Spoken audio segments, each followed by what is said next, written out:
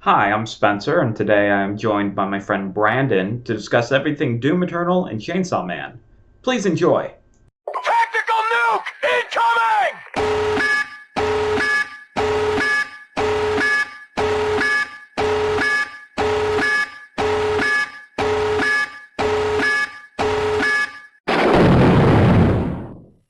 Okay, so this is episode 1 of the unnamed podcast, work in progress. So we'll see if we get to episode 2. That's I really did rack my brain. I'm gonna yeah. be honest with you, and it was a combination of like me not being creative enough, and also just being extremely indecisive on anything. Oh no, So I was yeah. like, it's not good enough. It needs to be cool. Yeah, it needs to be cool, and whatnot, but also kind of Who make more knows? sense than Super Castle Beast. Hey, hey, I do like listening to that podcast. You know, I just I'm don't sure like they're the cool name. guys. I just the name doesn't make sense at all. There's probably a reason behind it. Sure, yeah. But so let's talk about Doom. That came out last Friday. So what are your thoughts? How much have you played so far? Okay, I played about I want to say an hour and a half of it. Um, it's really fun. It's what I was hoping. It's like just Doom 2016, but faster. I did not finish 2016. I played a good bit of that, but I've been planning on going back and replaying it since I bought it on Steam a couple months ago. Right. Just going back and knocking that out. But it's Eternal's really good. Dude, I fucking love Eternal. I am. You'll see in the some of the footage that I'm gonna put up of my Doom gameplay, but Mhm. I am complete ass at Doom. But what's great about Eternal is that even though you're complete ass cheeks at shooters, it makes you feel like a badass. I Oh love yeah, it. no, you feel good. Yeah, like the sound design's there, and like you have some like really funny jokes and whatnot in there Hmm. with like how Doom Guy like has like little toys and um Oh yeah, they're great. oh my I'm glad god. they brought that back. Yeah, have you been able to explore his base yet? Space. I did a little bit, but since I was kind of just messing around, I mostly just wanted to play the game, Yeah. and I was just like, yeah, I gotta go kill stuff. So I messed around with it a little bit, but I was just like, no, go back to mission. Need to kill. Need to have fun. Want to I, get the I, next I gun. totally get it. I was exploring it a little bit earlier today, and it is fucking amazing. Like all your collectibles, they're mounted all over the place. Oh, that's It, cool. it That's so it's cool. great. And can we just like for a moment just talk about the environments? Like They're really oh good. my They're much better than god, 2016's, I think. yeah. It oof. 2016, one of the things that I won't say I didn't like it, but I was like, oh, this could have been better, was there's a lot of red and a lot of like brown and gray in that game, Mm-hmm. and a lot of the environments kind of look samey because of it. Yeah. And this game has so much more color. There's a ton of color in this game. It still uses a lot of red, which I like because it's Doom. Yeah. Doom's got to be red and brown. Right. But this game has much more varied environments, so it feels more video gamey. You know what I mean? Like this is a level. Mm-hmm. You know what I'm saying? No, I didn't get to play Doom 2016, so I don't really know what has been improved upon. Um, but I am in love with all the environmental storytelling. You see, like all the giant mechs and demon bodies, like on the like horizon, and you can clearly see that there was a battle, and obviously with how terraformed the planet is right now, humanity is losing very badly. And oh, there's my dog. Wonderful. You I can't hear it. You're fine. okay. Well, for now. Um, but no, Doom is it's great. I I love Doom. What difficulty setting are you playing? I was playing on normal, and this game is much harder. This game is much harder than the first one. Or I guess the fourth one, or fifth, technically, if you're counting 64. But, yeah, this game is a lot more difficult overall. And maybe that's just me being ass at the game, but I've found this game to be a lot tougher. And personally, I think that's because of my one gripe. My one gripe with the game, and I've talked to a friend who's played way more, and he was saying they do improve upon this, is the melee. I hate the melee in this game. It is weak, and it does next to no damage, and I don't like that. I feel like it interrupts a lot of the flow of the gameplay, especially with how scarce they make ammo now, because it's a lot more scarce in this one. And so you have to like ration stuff a little bit more, and you kind of have to think about what you're doing. Right. So I actually found myself just having nothing, no ammo, like a lot, like super early on, which I think is partly because I'm a really bad shot. So I'm just trying to just fist, whatever big demon is still left, trying to, punch. And the punch does no damage, so it's like, right. Well, you're guess kind of screwed. I'll go fuck myself. You're like soft locked. Although I feel like what I'm learning now is that the chainsaw is super important to getting your ammo. Because again, to reiterate, I did not play Doom 2016. This is my first Doom game, so I am learning all of these established mechanics as I go. You never played any of the original Dooms? No, this is my first. Oh, you should play Doom 1 and 2. They're super fun. Like, even today, like, they're short games, but even today, like, they're a lot of fun, because since, it is one of the first-person shooters, it doesn't have a vertical axis, so you can only move left and right with your aim. Oh, so okay. Basically anything that's above or below you, as long as you're lined up in that horizontal axis, you could shoot. It's really fun to play. Okay. Yeah, I would definitely, like, if you like this game, like, they're miles apart in difference, because obviously this is a game that came out in 2020, as opposed to, I think it was like 1989 or whatever the fuck Doom came out. Right. But, like, there's still a ton of fun to be had there. At least I think. Yeah, I know. I got, I think it was Doom 64, was given. Oh yeah, that came with it. Yeah, as a bonus. I've never played 3 or 64, but I hear people like 64 more than 3, so I heard that one's pretty good. So is Doom 64 the 4th installment? I think that's technically the 3rd. Oh, okay, it's the 3rd installment. Okay. But it came out, N64. Every game's got to have 64 in the title. Right. God damn Nintendo. Branding. I mean, that's what they did with like the Wii U. Oh. Everything had U in the name. And it ruined its own. It ruined its own legacy because of that. Yeah. It ruined its chances. And I mean, kind of even with the Wii, there are a lot of games with Wii in the name.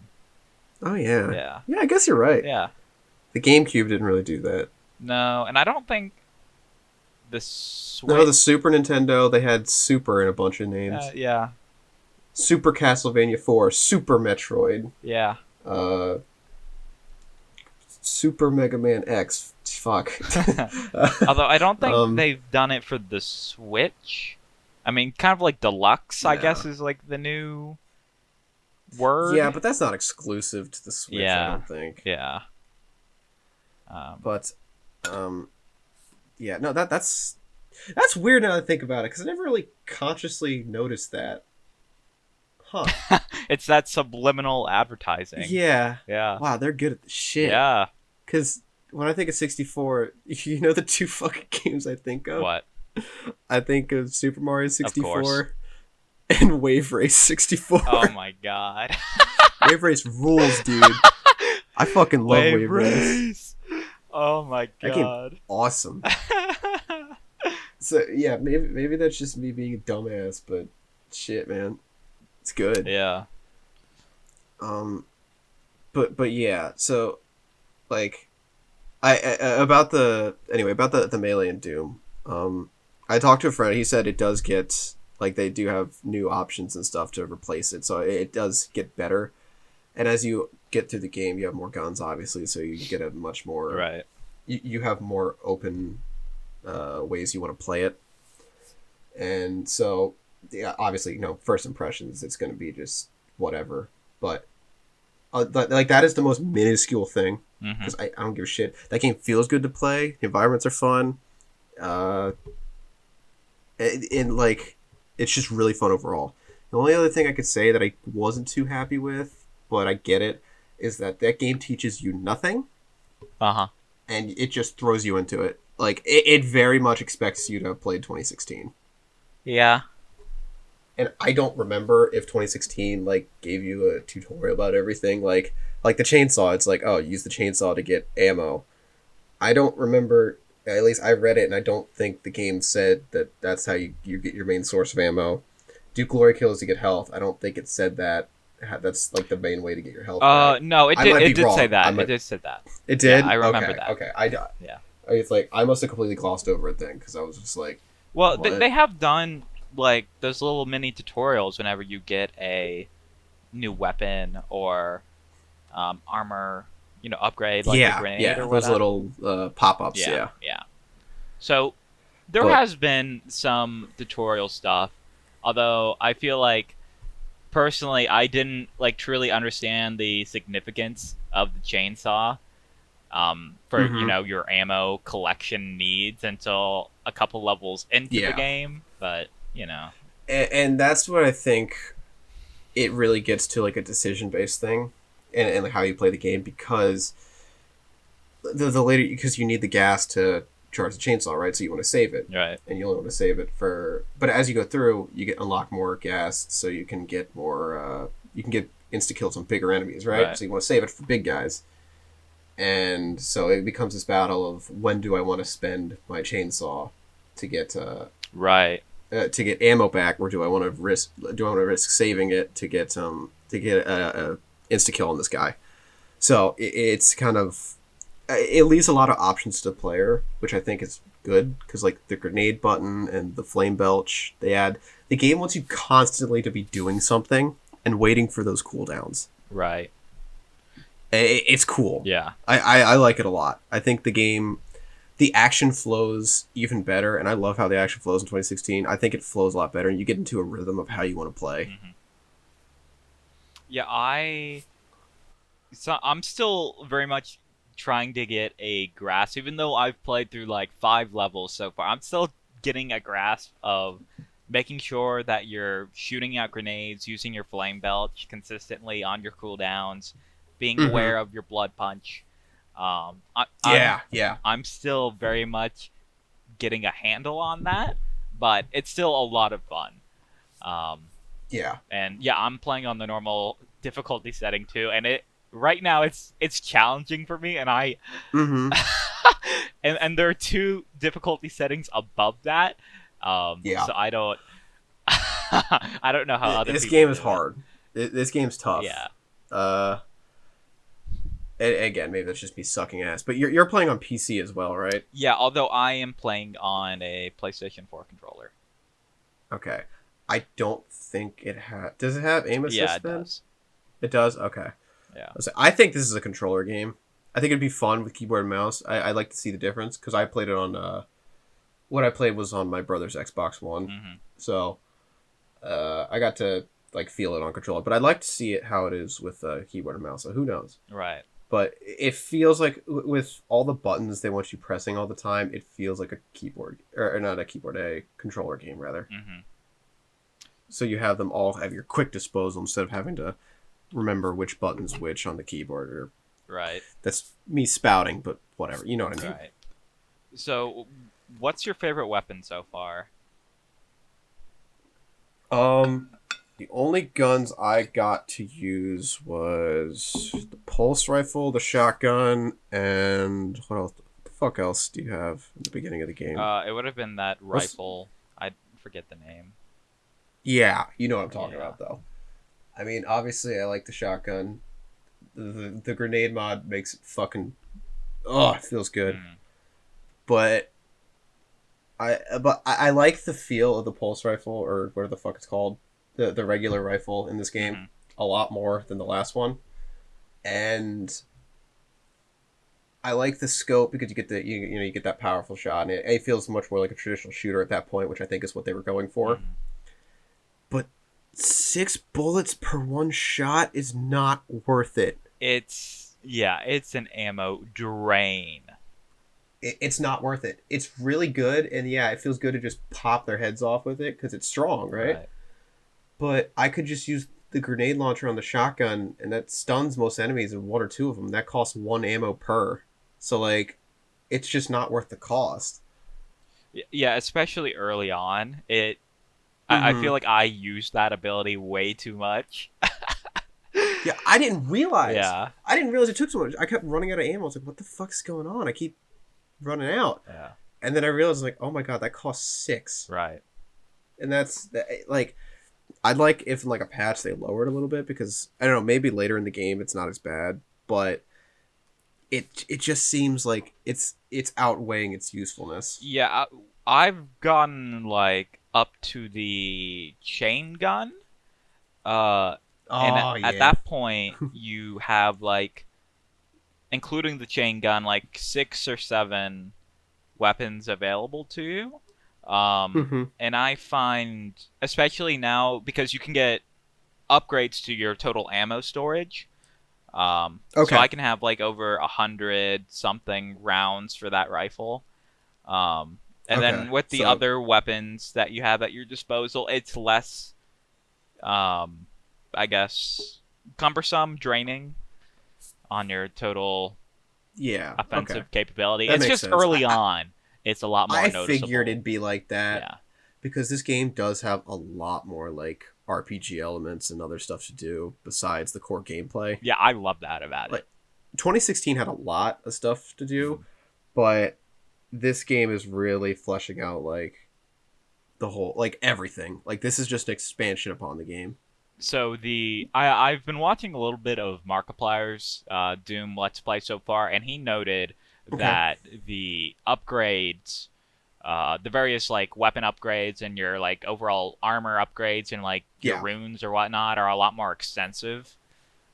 they are. They're much Yeah, more extensive. and Eternal, uh, It which I really feels like. like yeah, no, I agree. It feels like they really wanted to expand. This game feels like okay, what worked last time? Let's flesh that out. What didn't work? Let's try to cut that or rework it. This game feels like it was a work in progress as they saw how Doom turned out. Hmm. Because like even like you said, you get to your little action figures, you get to put them in your ship and everything. Yeah. Yeah, that's awesome because they're in 2016, and I might be entirely wrong because it's been a very long time since I played it. But you just collect them, and that's kind of it. Oh. And I think you can see them in your inventory, but that's about it. Hmm. Being able to, I wasn't too keen on having a hub because I was like, I don't know how this is gonna work. But if it's stuff like that, then that's great. Yeah, no, I want to see stuff like that. I No, want to yeah, see the it hub expand and is change. super personalized. And you can go back to your hub to get various upgrades. I'm not sure if you got into that point in the story yet, but throughout each level you can collect these items called Sentinel batteries, which you can use Yes. to power up parts of your ship in order to unlock Yeah. armor points I or whatever else. yeah. I did. I messed around with that a little bit, and it's cool. It also greatly encourages like exploring the levels and figuring out the little puzzles to get your upgrades because you just Yeah. don't get them. You don't just play through the game and get them. You have to like go above and beyond if you want to get like those bonuses, I should say. Right. Yeah, one of the best parts of Doom for me is the exploration and the secrets. I Mm-hmm. love it. Like the level design, I love it. It's Yeah. super fun. Especially, what I love the most is that you can, when you get to the end of the level, it allows you to just fast travel throughout the map to go Mm-hmm. back to get the secrets that you missed. Which Yeah. it's fantastic. What It's really good quality of life, I addition. might be wrong, I don't think 2016 had that. I don't think it did. I might be wrong. Right. But yeah, that's with the levels I think are much bigger too now. Mm-hmm. So it's kind of needed, especially for how much like if this game is more difficult, so you need to be exploring and stuff. Yeah. And I like it because 2016 was also like that, just like explore, find secrets. And that's very reminiscent of original Doom because those games have tons of secrets and like branching paths and stuff that you can find. And it's cool. I like it. Yeah. This game feels like the natural progression of Doom, not like Doom 3 was. Doom 3 didn't. It's an okay game, but it's not a very good Doom game from what I hear. Mm-hmm. But yeah, so this feels like the natural like modernization of the Doom formula. Yeah, it's fantastic. I love what the guys over. I don't know what the studio. I know it's published by Bethesda, but I know Bethesda themselves does not work It is on the game. It is developing it still. Oh, it is. They still own the rights and okay. development for these games. They did the new Wolfensteins as well. Oh, okay. Yeah, so they still got their bread and butter right there. Okay. So Doom Eternal is developed by ID Software and published by Bethesda. So it's not Bethesda's own team. Bethesda owns id, and yes. See, it's weird because it's Bethesda like Game Studios or whatever the hell they're called. Yeah. But that's like the parent company. Bethesda Okay. like development studios, which is like what Todd Howard and everything does, Right. like the Skyrim and Fallout. That is a development studio. I think they're like the highest rank on the ladder because they're directly under the publishing company, the parent. Mm-hmm. But like the other games I can think of is like Arcane Studios. They're the guys who make Dishonored and what was that, a game Prey that came out? Oh yeah. Yeah, they're owned by Bethesda, but they're the development team on those games. Trying to think other. I don't know any other teams that work there, but that new game that was at E3 last year, was it Ghostwire Tokyo or whatever? Yes. That game, the Shinji Mikami game, the guy who made Resident Evil. Right. That's whatever. I think it's Tango Studios. I think they're owned by Bethesda. Okay. So yeah, like it is owned by Bethesda, but they still do development. Now the reason I in-house. brought that up was Yes. like a couple, I'd say maybe even a year back when Doom was still in development, the new one or 2016? Eternal. Okay. The devs behind Eternal went out and said no microtransactions whatsoever. Which is why I wasn't sure how much power Bethesda had over that, because you know damn well with this new era of Bethesda, they surely would have made this, they would have monetized the ever-loving hell out of it. See, well, I don't know, because the one thing, not to say that they wouldn't do it, no, they totally would. I would not be surprised. But with Fallout and Skyrim, they're both like in-house games, right? Fallout 76 is a special one because it's a super well-established series. Like Doom is a legendary series, right? But it's not Fallout or Elder Scrolls. I feel like after this game, it's kind of... It could be up there. Yeah. But if you look at the sales for like Fallout 3, 4... Oh, I'm sure. And like Oblivion and Skyrim... Oh, Skyrim especially. They don't even compare. Yeah. Skyrim's got an asterisk on it. I well, don't with count its that. a million, re-releases, yeah. But yeah, like you talk to most like I hate using the word gamer in a regular sense, but you talk to most casual gamers, and they'll know about your Fallout and your Elder Scrolls, specifically Skyrim, and they'll tell you how much they like them. Yeah, I love the Skyrims. God. It just makes me groan. Well, when you haven't had And that's coming from another Elder Scrolls game, and it's been 9 years at this point. yeah, When did Oblivion came out in 2006? that sounds about Because right. Fallout 3 was 2008. Yeah, So that was 7 years. No, 5 years between Oblivion and Skyrim. Yeah, they took a little while on this one. But yeah, like Doom is big, and it looks like it's even bigger than ever now. But it's not in the popular conscious like those games. So with Fallout 76, they stretched it to the absolute limit, and they went overboard. They went too far, but they could, because of the notoriety of those series, they can get away with it. They can get away with a lot in microtransactions. Doom is not. They need to At prop least I it don't up think. a little bit more, is what you're saying, before they can abuse it. Yeah. Okay. And not only that, but Doom has a much more, like, hard, at least 2016 had a much more dedicated and, like, hardcore fan base based upon, like, the less casual gamer, I should say. Mhm. Not to say that it didn't have that, but I'd say overall, like, most people who play, like, some more, I don't want to say obscure games, but less, like, more obscure than the general knowledge would know. Right.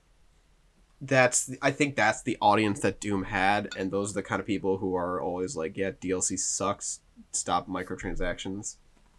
Mm-hmm. So I think they would have been shooting themselves in the foot, and I think they knew that. And plus, Fallout 76 was on the way anyway, so they didn't care. Yeah. Oh God. Who knows? I might be talking out of my ass, Sure. but No. I agree. I agree with that sentiment. It makes sense. Can we?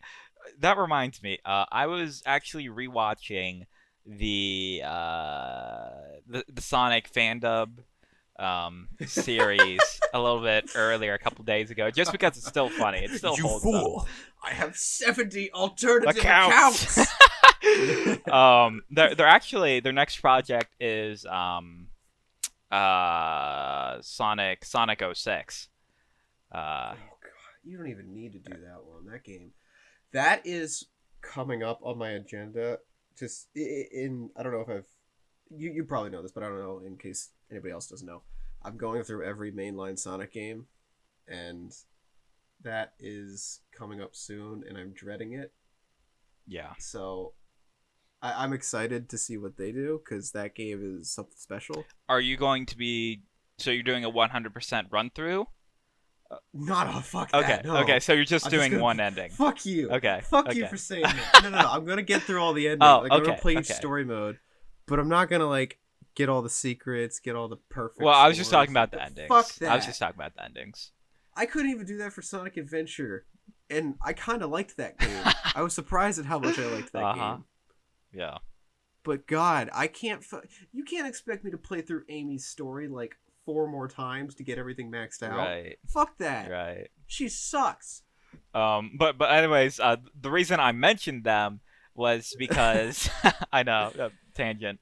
What was that in one of their dubs? I think it was oh shoot, I don't remember which Sonic game it was. It was the one with Mephiles, the Iblis, the one with Blaze and Silver in it.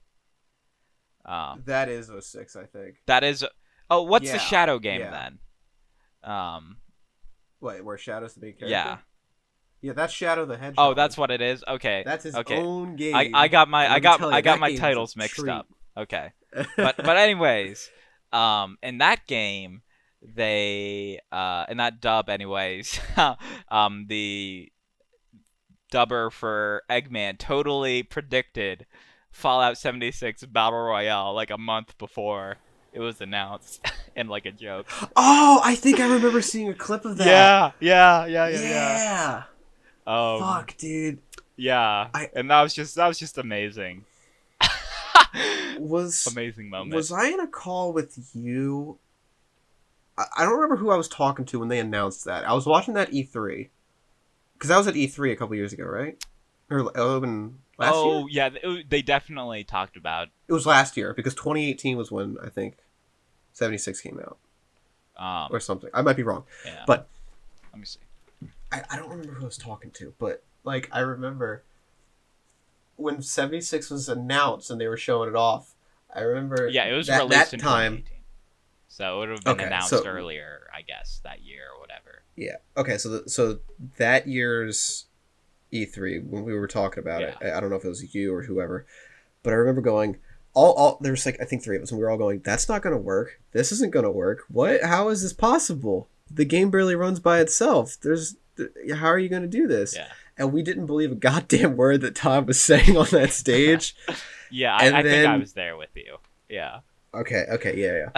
And then when it came, it was E3 last year, because when they came out and said, "Hey, Battle Royale," I think I kind of sat there in disbelief. Right. I was just like, what the fuck are you guys doing?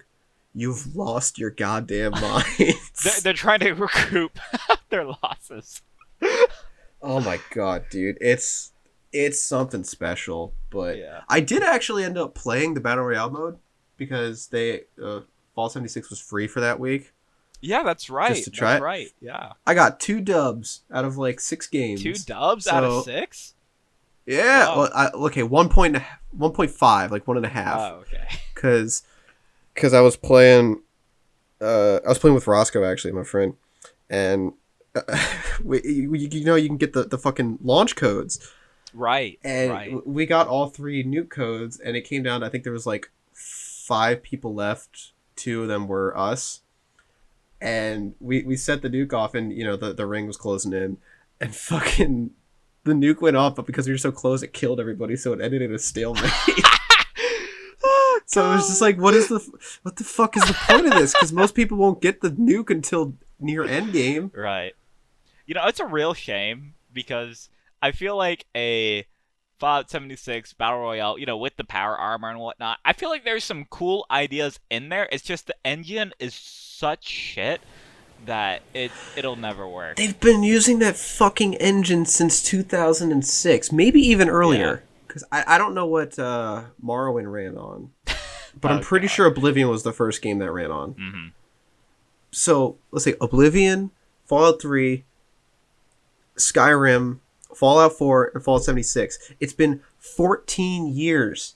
You can't do that. That engine barely worked when it came out. Yeah, I remember watching Crowd play the Battle Royale mode in 76. Oh, yeah. And just, God, I don't... He said it was okay, but, you know, he was getting paid. It's really the gun mechanics bland. look awful. It's Fallout gun mechanics. Yeah. Are you surprised? Yeah, I mean, it was the most cookie cutter thing I'd say for a battle royale. Like, I don't want to say it was terrible, but I was just like, this is a thing, I guess. Right. Yeah. It takes way too long to get into a game. Way too long. And there's not enough stuff to do in the hub because you run around in like a little vault before. Mm-hmm. Just so you know, like I think Fortnite does that kind of, but like there's nothing to do. Fortnite you can build shit and all that, but in 76 like you can interact with some items, but it's mostly just like lore items, and at least that's how it was on launch. I don't know how it is now, but it was just like why it's so boring. Now, I know we're getting farther ahead from our topic for today, but I think this is interesting Yeah, that's to talk fun. about. That's fine. So- That's how these things go. Right. Like right. we can write down a whole goddamn essay Yeah. on what we're going to cover, and we're not going to get to half of it. I anticipate. We have this whole goddamn itinerary right now that we're looking at, and we're talking about Fallout 76. But there's this new battle royale that's in development called Spellbreak. You may, I've never heard of it. Yeah. It's basically a fantasy, magic MMO battle royale. Okay. Where you essentially level up whichever class you're playing as you go through the battle royale, and I believe there are like mobs and stuff that you can kind of like grind off of to rank up and whatnot. This has been something. This is totally. If this isn't running in Unreal 4, then I'm gonna be fucking baffled. Yeah. Because yeah. Ooh, third person. Okay, I'm watching a trailer right now. Yeah, I'm watching a pre-alpha teaser trailer right now with like some magic guy and shit's going crazy. This looks kind of cool. Yeah. This has been something that I've been talking about forever. Specifically, my kind of example was a Skyrim battle royale. I just like no Yeah. one until this game has done battle royale mixed with magic and arrows, sorcery, medieval Dungeons and Dragons type shit. Yeah. Um, which I feel like Apex kind of tried it, and they do succeed to an extent. yeah, That's why I like out of all these games, Apex is still like the one that I play the most. Because and most of that is just key to uh, Respawn's like masterful gunplay. Like it's toned down Titanfall 2, but it still feels so fucking good to play that game. But the powers in that kind of take a side seat to the guns, but this feels like it doesn't look like there's anything but powers. yeah. It And it seems seems very movement based, which I'm excited for because like yeah. I see in this trailer someone skiing because they set down ice on the road. There's someone flying with like flames. Hmm. This is cool. I mean, if it's free, that's the big thing. It has to be free Yeah. because it won't be able to compete otherwise. Yeah, I And that's let me look into it. I did not research this at all. This is just something that popped into my mind as we were talking about BRs. Mhm. Let's see. The developer is Proletariat, also published Proletariat. by itself. Self-published, really. Yeah. The platforms are PS4, Windows. So Which probably means Steam. yeah, That's gonna be on Steam. yeah. So right now they have a closed beta. Um, let's see. I see there's like these Mystic Pack, Sorcerer Pack, Champion Pack. I don't know. These are just like loot packs, which are super expensive.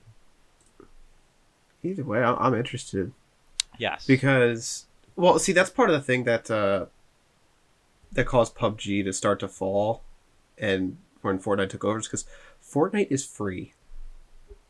PUBG is not. PUBG is, I think, $30 still. I think, and that game made a buttload of money, so it's like whatever.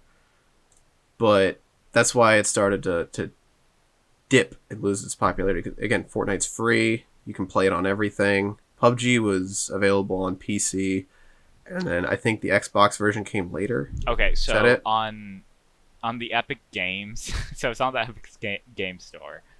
I'm not sure if they have like an exclusivity Ooh, it's deal. not on Steam yet. They might have an exclusivity deal with Epic.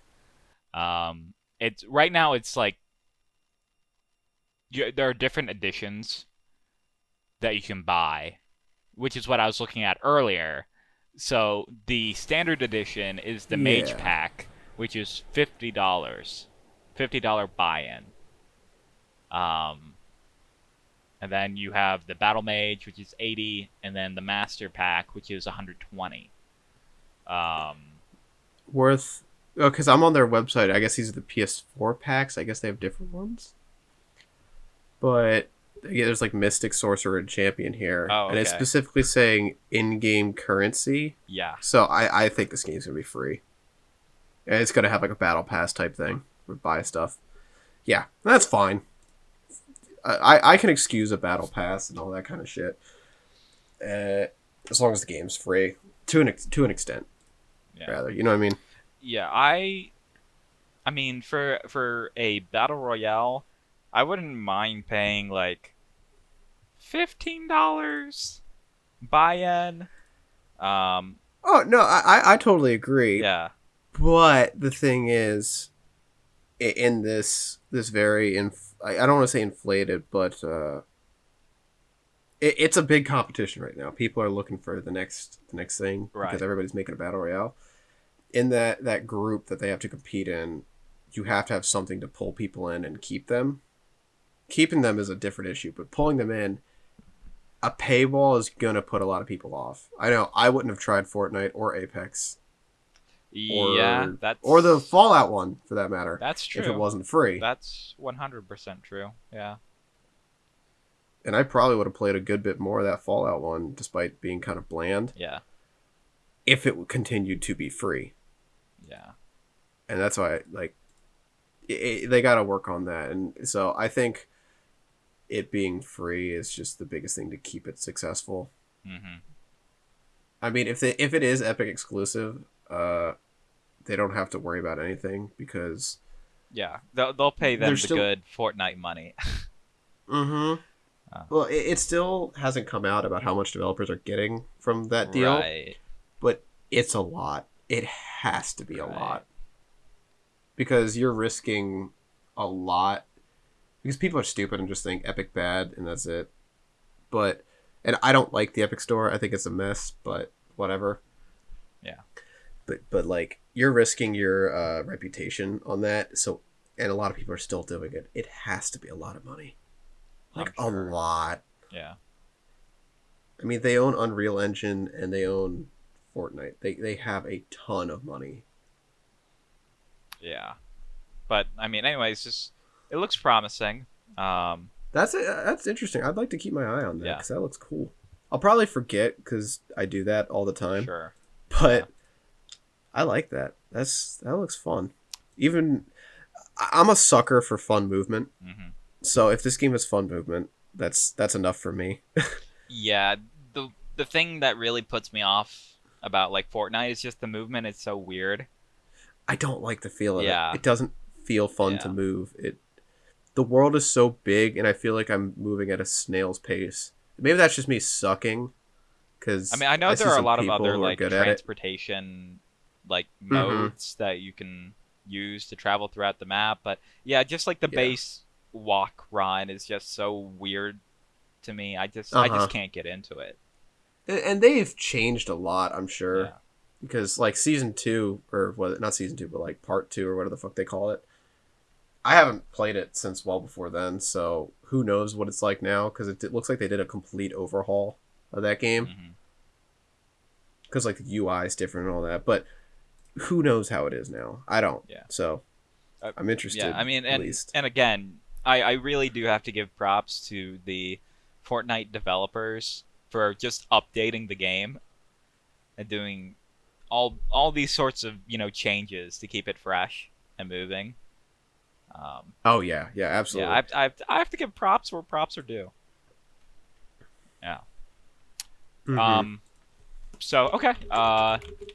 Do you have any other thoughts on like Doom or whatnot before we transition over into our second? Game's good. Yeah. Game's fun. I'm gonna play more. I just found out like just now that they just announced Milia Rage and Zato 1 for the new Guilty Gear, so I'm excited. I'm very excited. Their redesigns look really, really good. Fuck. Shit. Ah. Yeah, and didn't Arc System state earlier that they're employing rollback netcode? It's rollback. Yeah. I cannot believe that. Yeah. I am baffled, especially after BlazBlue had fucking delay based. Right. Or not BlazBlue, Grand Blue. Thank you. That just came out, and these are clearly running on the same engine and everything, and that has delay based netcode. So I'm baffled that they actually listened and went with rollback. Yeah. So not to get into it too much, but it's gonna be weird to see because they're sitting on a. This is going to determine fighting games for the next like couple years because Street Fighter V has rollback netcode, but they fucked it up, and that's why the netcode sucks. Right. So it kind of became precedent. Oh, rollback sucks. Don't use it. No. When it's executed well, it works really good. Yeah. It works great. Yeah. But they fucked it up. Yeah. If they do this good, I think we'll see a shift, and that everyone else will start doing it. But if they fuck it up, it's never going to happen again. I don't think. I know. And if it does, it's going to be a long time. Because delay-based netcode doesn't matter in Japan because they're all close. It doesn't affect them. That's their core audience. But yeah, for the outside world. For the rest of the world. Yeah. But yeah. Yeah, so I'm very excited. Milia's redesign looks fucking awesome. Mm-hmm. So I'm good. Zato also looks really good, but yeah. Yeah, as long as the netcode gets improved, I might consider Please. picking it up. Please. Yeah. It's probably going to be DLC ridden because Arc Systems likes to do that. Sure. That's their thing because they know their games are fun, so they know people will buy them. Yeah. At least their core audience. So that's going to happen regardless, but I'm going to buy it, so I don't fucking care. Mm-hmm. Yeah, for me, just the largest hurdle is how well the online is. Yeah, no, I don't blame you. And Yeah. that's why, like, as much as I love Revelator 2, like, that's one of my favorite games, I can't recommend it to a lot of people because the online just sucks. Right. And that's what, like, you can only play against bots for so much, you know? Right. Sign up for that closed beta. It is open today. I signed up day one. Nice. Yeah. Should be a lot of fun. Yeah, sorry about that. I just saw it. I was like, that was good. Yeah. I mean, there's a lot of gaming stuff to talk about. I'm so excited. Yeah. But let's go ahead and talk about this new manga you introduced me to, Chainsaw Man. So it's good. It's good. very Well, okay, good. what do you think? It's very good. Yes. So Okay. right now, Chainsaw Man, it is being published by Shonen Jump. It's a weekly series. In Weekly Shonen Jump. Yeah. What the fuck? It's 62 or maybe 63 today chapters out. I read I think 63 today. I might be wrong. I keep saying that. Yeah, but I haven't. Whatever. I haven't read 63 if it's out right now. But Let me see. I'll look over the doc. anyways, Chainsaw Man, it's very weird. It's a fantastic series. I highly recommend, if you like shonen, that you give this a read. It's kind of similar to, I guess, Tokyo Ghoul, in some concepts. Although I think this executes it so far. I like it a lot more. Is what I'm trying to say. Really? Did you read the manga for Tokyo Ghoul? Yes, I've. Okay. I mean, Tokyo Ghoul's very good. Don't get me wrong. I'm not trying to bash on it. But I love Tokyo Ghoul. Well, hey, don't get me wrong. Yeah, Tokyo Ghoul Ray or Re, the sequel series, I think it sucks, and I think it's right. It started off really good, Right. and it turned into a mess, and I hate it. But I think that's really more where I was coming from when comparing it to Re. Yeah, no, it sucks. Yeah. It's a mess. Right. I'm glad that you feel the same sentiment because it makes no goddamn sense. Yeah. And I feel like now that you mention it, that Chainsaw Man, at least in its structure, feels a lot like I'd say the end of the second half of Tokyo Ghoul Re,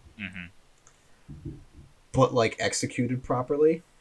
Right. And maybe I'm just overthinking this, but because Chainsaw Man has weird panel composition, like it's weird. Like there's parts where, the one I could think of, obviously there's gonna be spoilers in this because we're talking as the most recent chapter. I'll probably up put to a that. disclaimer like before the podcast starts. put a big like siren right here, like whoop, whoop. Yeah. This is spoilers. Okay. Yeah. There's your opportunity to get the fuck out. Right. Yeah. So like one of the things I can think of is when they're fighting Reze. Mm-hmm. Or how the fuck you pronounce that? Yeah. There's the part where she's, teaching Denji about like, oh, well, you need to use your powers, right? Or you need to use your powers more than just chainsaw. And it shows her fighting the other devil hunters, and she cuts off her finger, and her finger takes over like the top part of the next panel, and you can see it like lead down into it. And so that like it's over the borders and everything, and you see like the natural flow, everything. Like I love that. It's really cool. Okay, I did not notice that on my first or second read through. You read through it twice? Yeah.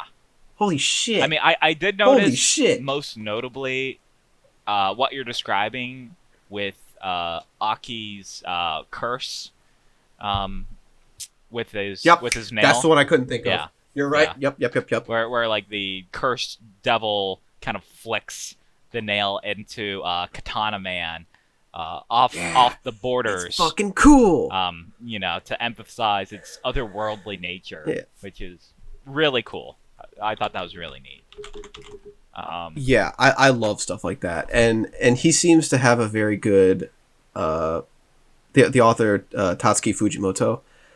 He seems to have a very good like idea of that and how he wants to frame things, and I bring this up, like I was gonna bring it up anyway, but because Tokyo Ghoul Re has it tries to do that, and I can see where he's trying to do it. Suishida, the author, but the art is so confusing in the second half. I don't know if it confused you, but it confused me. I couldn't figure out what was going on half the time.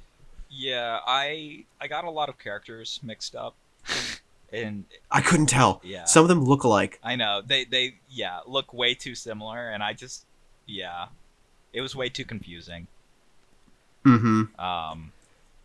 But I feel like we're kind of getting a little bit like scattered or whatnot. Yeah. So let's take it one step at a time. We have a lot of things to talk about clearly, but let's try to organize our thoughts.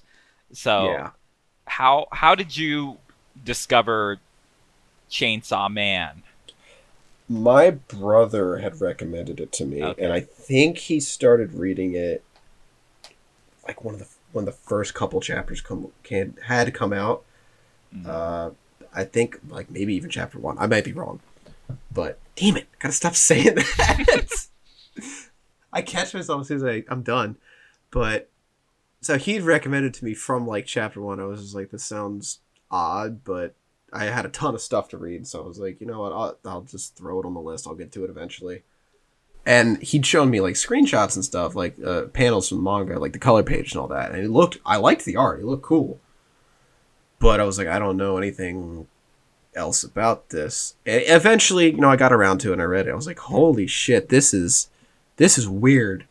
I didn't think I liked it. Like the first time I read it, I was like, what am I reading? This is bizarre.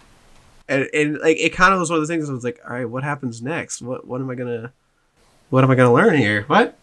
Yeah, the general pacing to the story is it's a bit subversive.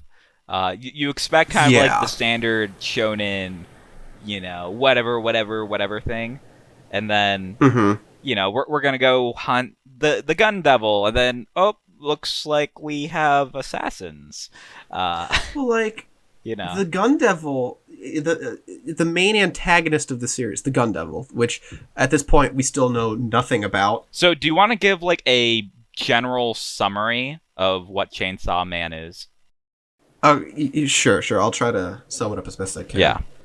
Chainsaw Man is a series about a homeless, debt-ridden 16-year-old. Yeah, he's 16. He's 16, that's right.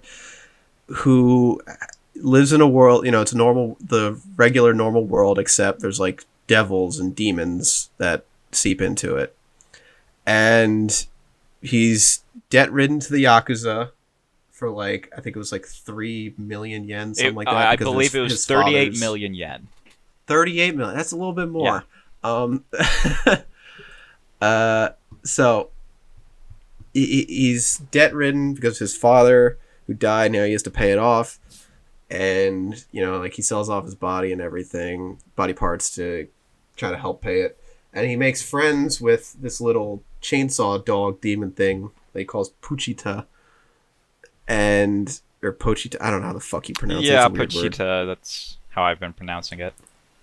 And so he uses that little demon that he made a contract with, kind of, and they hunt devils and demons, or what they call them, devils. They're kind of just demons, I guess. I don't know. Yeah, the translation that I've been reading has used devil, and then it used demon like once, so I wasn't sure if that carried a different significance, and now it's using fiends. Yeah. So I'm starting to think that maybe they are just interchangeable in this world. I don't think it's that big of a deal. I don't think it matters too much in the long scheme. But so he starts, paying off the Yakuza bit by bit, hunting devils and everything. He lives in a rundown shack in the middle of the woods. He eats a slice of bread for dinner. Like, that's all he had for the day. And, his Denji, the main character, his dream is, he wants to he wants to live a normal life. He just wants to eat good food for once in his life. And so then I'm just going to sum it up for like basically where chapter 1 ends. And so the Yakuza boss that he's working for basically leads him out and is like, hey, you've been a good dog, doing what I say, whatever. And then they try to kill him. It's like, oh, we made contract with the devil. So now the only thing I had to do for this contract was to, sacrifice the devil hunter to him. He's like, oh, fuck. What the fuck? And the devil, he made all the dudes zombies, all the Yakuza. And so they literally cut Denji and Pochita to pieces. Yes. Like, that was when I was really like, what the fuck? The shonen protagonist dies in the first chapter. Yeah, and I that's when I really... It's not even that he dies, but I was more like, wow, this is gory. This is really gory. Yeah. Like, I was like, how is this... Because Weekly Shonen Jump's age range is, I think it's for young boys. It's a young boys manga. So, like... Really? Okay. I want to say 10 to 13 at the oldest. Jesus. Because they have... Shueisha, I believe, is the publishing company. Mm-hmm. They have other magazines like Ultra Jump, which is a monthly magazine, but that's aimed at... I'm pretty sure it's that one that's aimed at an older audience, like 16 to 20. And it has these gorier mangas. Like, I think JoJo is publishing it currently. Because they show boobs sometimes in it, and they get away with a little more gore and stuff. So when this was in Weekly Jump for kids, I was like, what the fuck? This does not belong here. Yeah. No, it's weird. It's really out there. Yeah.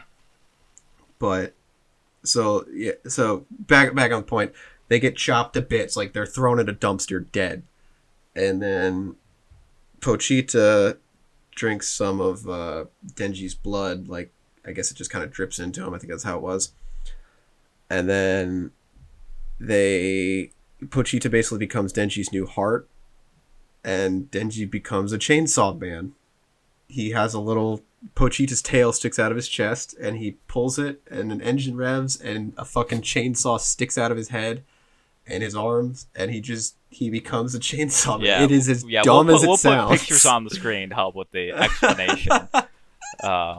It is the dumbest sounding action bullshit cheese I could ever describe, but it's really fun. It is a purely fun series. Right. Yeah, it's great. You recently recommended it to me just not even a week ago, I think. Oh yeah, was it really that? Damn. Yeah, and so I went ahead and I read through the 62 chapters twice. I mean, it's that good. It's a lot. Yeah, there's a lot to take in. It is a lot. Yeah. The story moves at like a lightning pace. Yeah. Because yeah, like, in how do I go into this? But the story just moves really quickly, and we've had 60-ish chapters, and I feel like it's been a total of like 5 or 6 arcs alone. Like, yeah, you can call them arcs, but they're obviously they're short. But these chapters feel like there's a lot to them. Like, they're the average like 20-ish pages of a weekly manga, but there's a lot to them, and they're very dense. Right. Even if it's just a chapter all about action. Like, I very much feel so far there hasn't been a single filler chapter. I don't think so either. Yeah. This feels very deliberate. Yeah. Even like there's that part where Denji and Power are eating fucking McDonald's or WickDonald's, legally safe name, whatever it is, and they spend like 3 pages in that just talking about eating your vegetables. Yeah. And I'm like, this is this seems deliberate for like even if it's just like character building or whatever. Everything seems like this guy has a plan for where he wants to take it. Yeah, a very clear vision. I definitely believe that in 5 years we're going to be getting some kind of anime adaptation. Oh, I'd wager next year or two. Next year or two? Do you think? I mean, yeah, next year or two. Yeah, I could see that for a season. As far as I know, let me see. I'm gonna look this up real quick. It is the only one I think of its group that is still running. Of its group, what do you mean? The way Shonen Jump and a lot of other magazines do it is that they start a series off if it gets enough like approved by the editors and everything, and they start a series off, and usually it comes in a group of 3 to anywhere like sometimes like 6-ish, and they stagger them by like a couple weeks. So it's a wave of new manga coming in. And then those that do well, they stay. And those that don't, they get cut. So, like, the first big thing is, like, the first 10 chapters. If you can make it past the first 10 chapters, you're in a pretty good spot.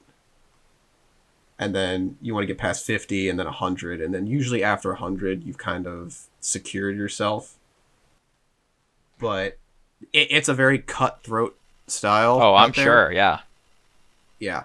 So out of Chainsaw Man's group of manga that started, let's see.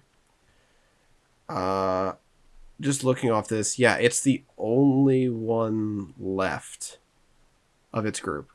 The other one, I'm From Japan, got moved to Psycho Jump. Just a bi-monthly magazine, I guess they have. But yeah, it's the only one left in Weekly Jump. Because there's been stuff after it that started, like, I'm just looking at Wikipedia here. Hell, Warden Higuma, The Last Sayuki, those all lasted a couple weeks and then done. Right. So yeah, coming at you here live from the unnamed podcast, Chainsaw Man. Be on the fucking lookout. This is going to be the next big anime. Well, it's interesting you say that because I browse /A, the anime board on 4chan sometimes, just to see if there's like any recommendations or anything. Just see, it's just nice to see what other people say about it. It's a cesspool of contrarians, but I like to see what's going on, Yeah.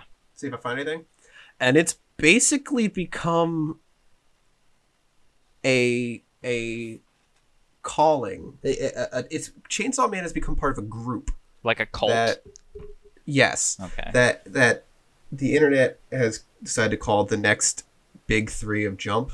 And not that they're gonna hit like these Naruto and One Piece levels. I don't think so either. No, Chainsaw Man absolutely does not have the ability to do that. It's too weird. Yeah, I don't even think it's gonna hit. I think it's gonna finish like maybe 100 something chapters. I couldn't see it going past 150, honestly. I'm interested to see, because it could go from the way the story's going, it could go like 150 chapters, and I'd say yeah, that's fine. But it could also go like 400, and I'd be like, yeah, I'm not surprised it went that long. The way he's telling the story and building it, it's very odd. So I'm interested to see what his plans are and how successful this does and all that. We'll have to see if Fujimoto is the next Hajime Isayama of Attack on Titan. We'll have to see. I'd like to see that. Yeah. I'd like to see that. Fucking Attack on Titans. It's supposed to end this year. Yeah. I don't know how he's gonna do it, but it's supposed to end this year. I'm excited. Fuck, dude. You're excited. Holy shit. We're all excited. It's so good. Yeah. I can't wait. But Chainsaw Man is part of a group of 3 newer manga that Jump has picked up that are all catching people's eyes. Okay, what are the other 2? They're different. The other 2, and I've read one of these. The other 2 are Act Age and Jujutsu Kaisen. Okay, I've heard of Kaisen. I don't know Jujutsu anything Kaisen about is easily the biggest of all 3 of these. Act Age and Jujutsu Kaisen started actually back to back, the same wave from back in like 2018 at some point, I think. Okay. So they're all both at about 100-ish chapters, and they're the ones that have been sticking out because Jujutsu Kaisen I haven't read. I've been meaning to picking that one up and checking it out. But a lot of people say it's your pretty standard type shonen, but it seems to be along the lines of like a Yu Yu Hakusho or like a Hunter x Hunter. Okay. To where it's your standard shonen style, but it's just really tightly written. Mm. And it's just interesting to the point where it outsold Black Clover last year, I believe. Wow. And Black Clover still sells super well, so that should say something. Yeah. Like it's starting, Jujutsu Kaisen's starting to pick up steam, and it had an anime announced. I think it starts next year. Okay. Yeah. And so I've been meaning to pick that one up. I can't say too much about it, but it looks pretty good. Mm-hmm. I mean, been meaning to check it. But Act Age, let me tell you about Act Age. Act Age is fucking good. Act Age. Act Age is a shonen manga with shoujo art. Yeah, Almost. I'm looking at some pages right now. Yeah. And it is how Food Wars was. You remember Food Wars? Right? Yes. Food Wars took a non-traditional battle style and made it into a battle. Right. And so, despite it being about cooking and everything and not action, it was still a competition, your traditional shonen action style. Act Age does this a lot in the same ways, where instead of fights, it's acting. Ah, okay. Like on a stage or in movies. Yeah. And you get these characters that are all like professional actors and everything, and you get to see them battle it out in different ways. And yeah. Not to get too much into it, but it's a weird manga. It's actually pretty funny. I do like some of the jokes. They're kind of, I want to call it dry humor almost, but not quite. Not like, when I think of dry humor, I think of something like Bob's Burgers, if you've seen that show. Yes. Most people have. That's what I consider like dry humor. It's almost there, but not like that quite style. But Act Age has all these sappy moments of like, of actors' emotions and all that, because that's just how it is. And it seems pretty boring, and I some people will not like it. I can guarantee that. But I dig it. It's really good. And it seems like this Jujutsu Kaisen and Chainsaw Man all together, because they're so different from what Jump is usually getting. I can't say for Jujutsu, but it seems like that's what the general consensus is. They're the big three, and they're going to start a shift in Jump's catalog, I should say. Yeah, for sure. Because out of these three, again, I can't talk for Jujutsu, but at least Chainsaw Man and Act Age, they're nothing like One Piece or My Hero. Yeah. Like, what the fuck? Yeah. Like, if there's any crossover audience in those, I'd be baffled. Yeah. But, yeah. So, that's why, like, it seems like the internet, and what I found it interesting when you said, this is going to be, like, the next big thing, or some, whatever you said. Yeah, it's going to be, because, like, the next big anime out there. Whenever it gets adapted. I think, as long as they do it right. Oh my god, they have to do it right. There's so... I know. I mean, the animation... They're going to have to censor a ton. Yeah. It's just, it has to happen. Yeah. It's so gory. Yeah. But there's a lot of good stuff they can do with it. Absolutely. Yeah. If they do it right, holy shit, it's going to be awesome. Yeah. I want to hear his chainsaw revving. I want to hear that engine. Oh my god, I can hear it in my head just how I want it to sound. But holy shit, it's going to be awesome. Yeah. So let's get more into discussing everything Chainsaw Man. So at this point in the podcast, we're going to assume that everyone who will be listening has read the Chainsaw Man. Or doesn't give a shit. Yeah, or doesn't give a shit at all. has read the manga, because we're not gonna, at this point, we're not gonna summarize or anything like that. Yeah. So who who's your favorite character? What's your favorite fight? How do you feel Um, about the world? Just I spew it mean, out. my favorite character is hands down Denji. He's one of my favorite protagonists in a long time. Yeah. I love Denji. I don't know about you, but I mean, Denji is he's just a 16-year-old dude. He's a he's a fucking dipshit. dumb, actually illiterate 16-year-old. Literally illiterate. Yeah. He literally cannot read. Yeah. I was cracking up when I was rereading it for this Uh-huh. because when they're at the it's not a mixer, but like they're out getting like food and Yeah, drinks the after fourth the division, they hotel. have like a whole Yeah, party yeah, thing. yeah. Yeah. I was fucking cracking up because like one of the other guys was like, "Hey, it's a party. Eat as much as you want," and then she's sitting there going, "Fuck, I can't read anything." Yeah. It's wonderful. He's Um, in a Yeah. lot of the same ways. I don't know. You've watched Demon Slayer, I assume, right? yeah.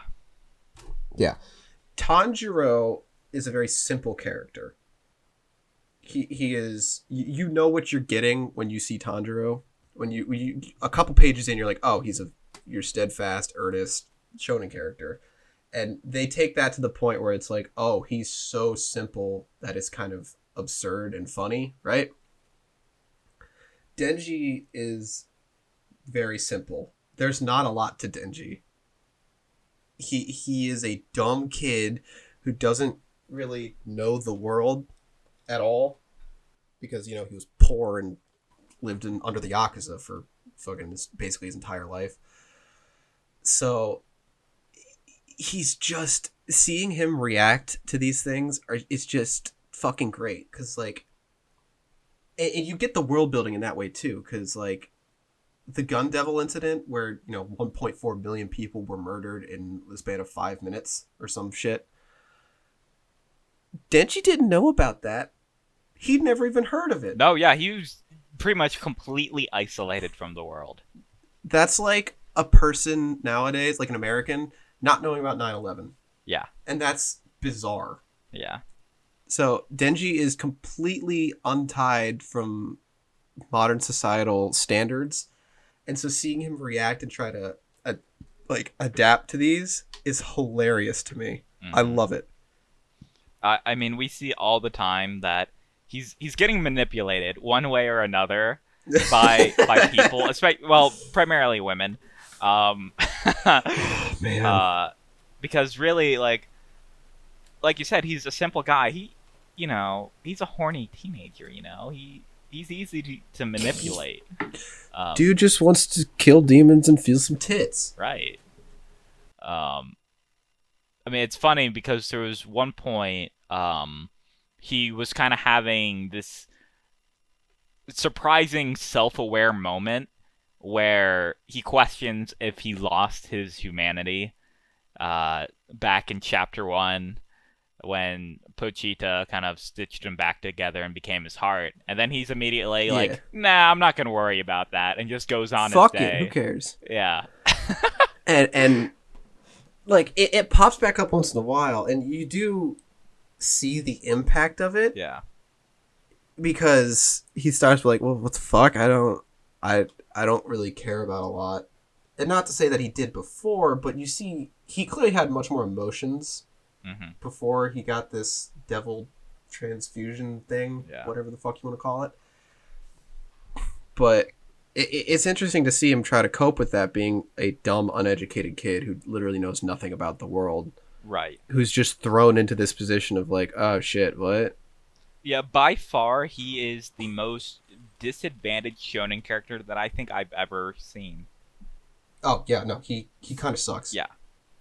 Denji, his chainsaw is really strong, and that's about it.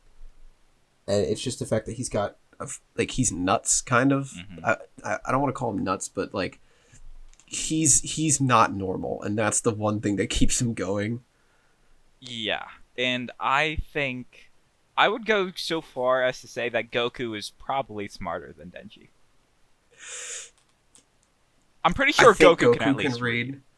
I'm pretty sure Goku can read. Yeah, It took him a while, but I think he could read. right. Denji can't fucking read. Yeah. Remember when he's in the fucking classroom with Reze and she's like, they're doing like a mock lesson. She's like, what is this? It's just 1 + 1. Denji's like, ooh, pick me. It's 2. Nice. Good job.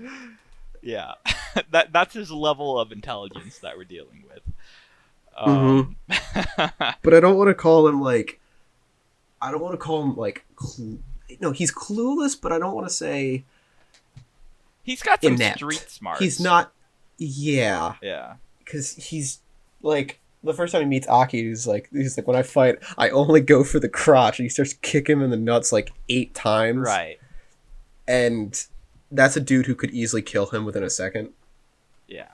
But at least at the time. Like, yeah. So he's like, no, Denji's just, he's an impulsive kid, and he just does what he likes. He likes hunting devils now because his lifestyle is now amazing compared to what it was. He can have as much food as he wants. He gets paid. He can take a shower. He can do all this stuff. So it's like bliss for him. Yeah. And yeah, go on. Oh, and I'm just saying, that's why I like him so much as a character, because... Right. Yeah, Rize, she even points out that, his devil hunting life is not... It's still not normal, even though he may think it's normal. It's not normal whatsoever. No. Yeah, but he's content with it. because of his conditions. Right. And that's why I like him, and the more I think about the story, it's kind of... His character development, while you don't notice it a lot, is kind of amazing, I think. At least to where we started and where we're at now. Because in most series, it's like, oh, the character's coming to realize something about himself, or he's coming to terms with something, and he's growing because of it. Denji's growing is becoming a normal human. Yeah. Because he doesn't know what it's like. Yeah. He doesn't understand how this world works, and he's slowly piecing it together, despite his bizarre conditions and behaviors. Right. And he's still at 62 chapters. He's still got a shit ton left to grow. Yeah, he's got tons to go. Yeah. Denji's still a dipshit. Yeah, he's still getting manipulated by whichever pretty women he sees next on the street. It's bad. He's really literally, bad. last page, previous page is just super depressed that the lady's gone. The next page he sees some new lady. It's like head over heels, Horny. Yeah. Yeah. The only emotion Denji can feel now is horny. That's it. Yeah. If he's not horny, there's nothing else. And it's I gotta give it to him. That's fair. I know that feel, bro. Yeah. Yeah, he really speaks to us. I love Denji. He is easily the thing that keeps this going. Yeah, for sure. I definitely like Denji. I think Aki is interesting. Aki's really cool. I'm not I really like Aki. exactly sure. I'm still trying to understand what his role in the story is. Because at this point, like, he's not very strong at all. No. And he's gonna die in like a year and a half. Right. So in some super terrible way, according to the Future Devil. Because future is best. Right. The future is the best. Future is the best. Oh god. I freaking love the introduction to the Future Devil. It's awesome. It's awesome. I love it. Yeah. Yeah. But Aki is like he's interesting because he's not your Sasuke, like, oh, this is your ideal, what you want to be, Naruto. Right. No, him and Denji kind of hate each other. They like explicitly hate each other. And Aki sucks, and he's not strong, but he's overly serious about everything. And I think he's kind of there to be a counterbalance to everything else that's going on in Denji. Because there's clearly more stuff going on than what we're being told. Clearly. Obviously, like, Makima, she's... What the fuck is she? What is her goal? Who knows? Yeah. And Aki, I think, is supposed to be the level-headed spot that the reader can kind of, I don't want to say self-insert, but like someone is sane here and I can understand what's going on. Yeah, I suppose so. Yeah, that makes sense. He's definitely the most human character that we have. Yes. Because by if far. I was in his position, I'd fucking hate Denji too. Holy Yeah. shit. Yeah, Oh my god, I would hate Denji. right. So, like, I don't blame him at all for the way he is, and it's really smart because you get these little moments where he kind of breaks that serious facade, and it's like, oh, he is a human. Yeah, he's He's actually he's super a normal vulnerable. guy. Yeah. And it's those that I think really anchor out the moments when he's not, and the reader wants to understand what's going on as well. Because the biggest thing I can think of, and this really stuck out to me on my reread, was when Beam came carrying Denji to Aki and the other Devil Hunters. He was like, "Bomb's coming, you need to run. Get him out of here now." And Aki immediately is like, "How much do you know? What do you know that you're not telling us?" Because Beam seemed less surprised and more worried about everything.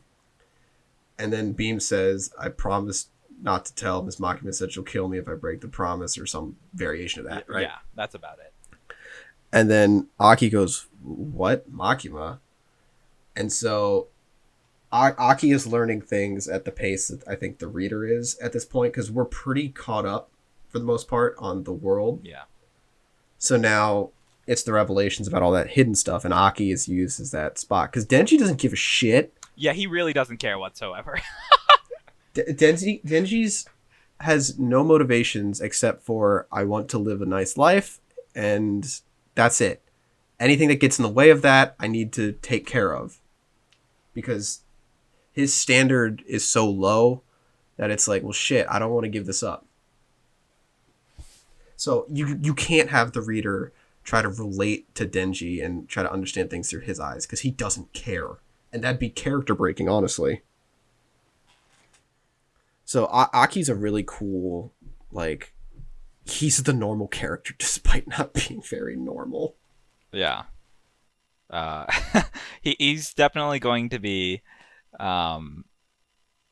dragged along for a good while, just to witness things, because his powers right now are pretty lame compared to everyone else. They suck. Yeah, he has the dog, he has a the magic little sword, fox thing. and he can see a couple seconds into the future, and that's about it. Yeah, and that sword, he's using it a lot more now. Have you noticed that? Yeah. So, like, are the contract details different now? Does it only apply when he uses the power on it, or what? I don't know.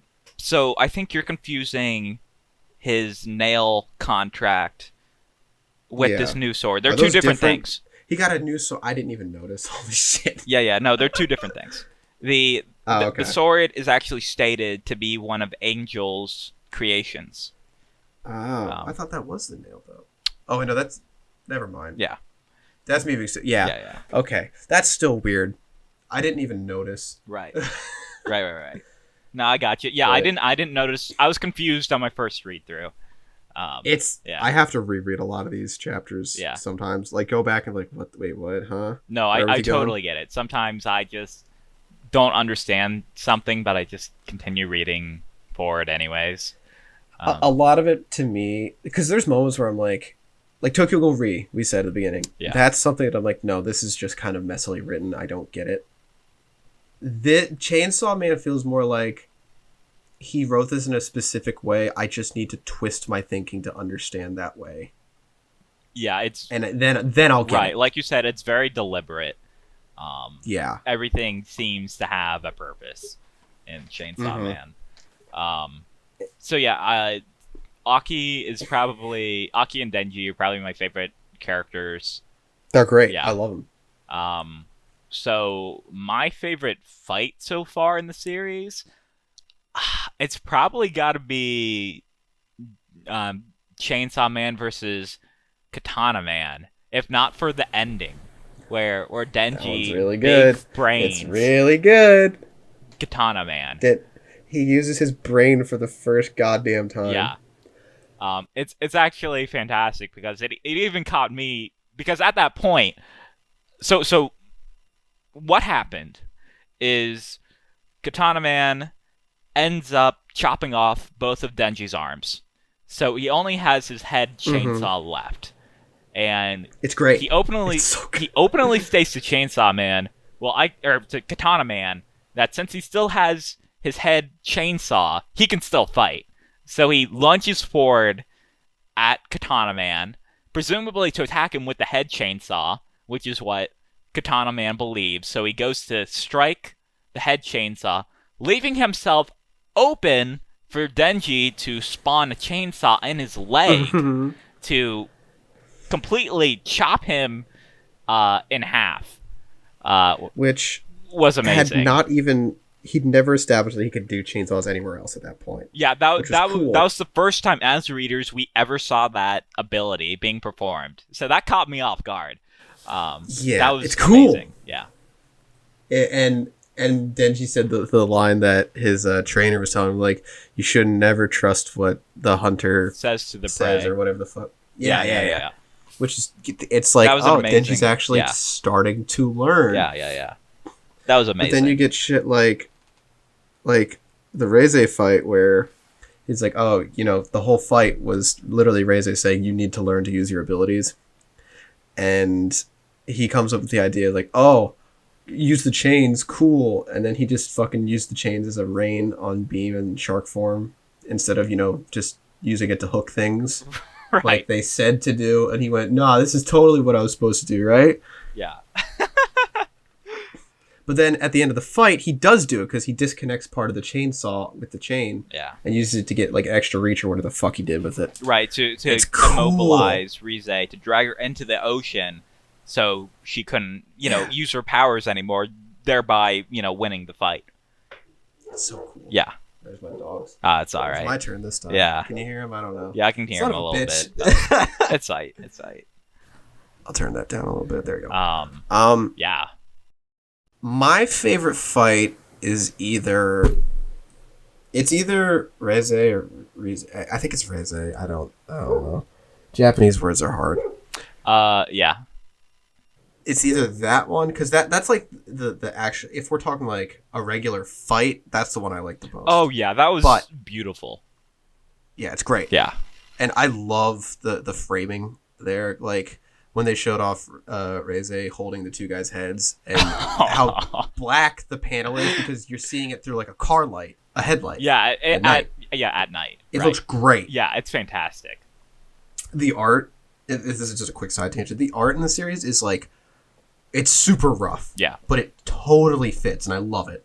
Oh my god, it's great. So that's like my favorite regular fight.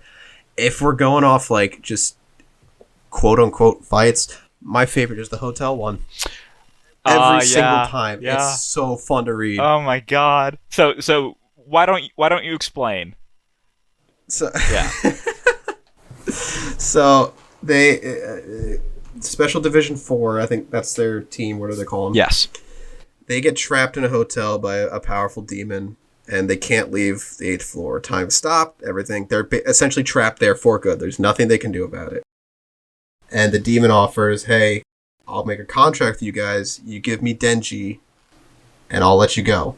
And demons, they have to follow contracts. That is a universal constant. So they're there for hours, days even. And it gets to the point where pretty much everyone's like, yeah, Denji, you gotta die. Right. And he's like, what? I don't want to die. Come on. That sucks. He's not even worried. He's just like, oh. Yeah. So, Behold the Baku comes out. People start fighting each other. And Denji's like, fuck it. I'm going. And they're like, what? And he's like, look, that thing felt pain when you cut it earlier. So I just got to cut my way down to the bottom and find its core. Because it's this big fucking gloopy glop monster. Right. Demon thing. And so Denji jumps in by himself and fucking chainsaws that bitch. And of course, he runs out of blood because his powers run on blood. And he's like, oh, well, I'll just fucking drink your blood, get more power, start my engine again, keep fucking chopping you to bits. The more I cut you, the more I bleed. The more I cut you, the more you bleed. The more you bleed, the more power I get, so the more I can cut you. Yeah. And he's like, I just made a what do they call those machines? I forgot what they call them. Perpetual motion machine. Yes. He's like, I just made a perpetual motion machine. Let's keep fucking going. Which I don't believe for a second he knows what that means. Right. I don't think Denji can even pronounce those words. So, a little odd, but I don't care. It's funny. Yeah, it was funny, especially because earlier Power was making a joke about winning a Nobel Peace Prize. I didn't catch that. Yeah. That's totally what that joke was. Yeah. Oh my god, that's fun. Oh, Yeah. So that was just like a small, funny fourth wall break moment. That's good. Yeah. That's really good. Yeah. I never realized that. Yeah. I didn't connect the two in my mind. Holy shit. But so and then it shows like a little skip where Aki wakes up and he's like, "What? Are we still trash?" He's like, "Yeah, we just got finished. How long has it been?" 3 days. Denji was cutting that motherfucker for 3 days before he found the goddamn core. Well, it wasn't so much that he found the core, it was the fact that the demon was being tortured for so long that he presented the core to Denji so he could just die. Yeah, I guess you're right. Yeah. Yeah. Yeah. So And holy shit, dude. it's just so fucking cool, dude. Yeah. I'm gonna oh man. That's the most Denji thing like ever.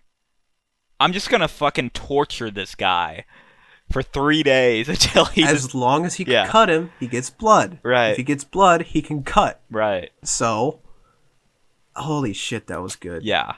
That's my favorite. Like, see, that's why I don't call it a fight per se, but like, you know what I mean? Yeah. Because it's not like a traditional fight. It's just like, holy shit, that was awesome. Yeah, I mean, that was creative problem solving, despite it being a problem solved with just brute force. Yeah, that was also pretty great. There are a lot of good moments. It's great in this manga, which I love. So let's talk about the character deaths thus far. I feel like there's only been actually 2 really impactful deaths out of the ones that I've listed. The first one being Himeno. I think it's Himeno, but I don't You see, know. the disadvantage of reading a manga is that you don't know how to pronounce things. Yeah, you just kind of piece it together. Yeah. So she was Aki's partner, and It was really cool. right. That's the only death at this point that I'm like, man, fuck, dude, that was shit. Because the previous chapter, or 2 chapters previous, we kind of really understand who she is as a character, and she kind of makes this wingman pact with Denji, saying that I'll help you get with Makima if you help me get with Aki. And then the next chapter later on, she ends up dying to essentially save Aki from the Sawatari and Katana Man. Yeah. And it's well, see, that was the moment, because I think it was that chapter when I had caught up. That was the most recent chapter release, I believe, when I caught up on this. And Yeah. that was when I was like, what the fuck is this series? Because they spent those last, it's been 10-ish chapters. And it's only 30 chapters at this point. They spent the last 10 establishing these characters and fleshing them out a bit, so you get to know the squad and everything. Right.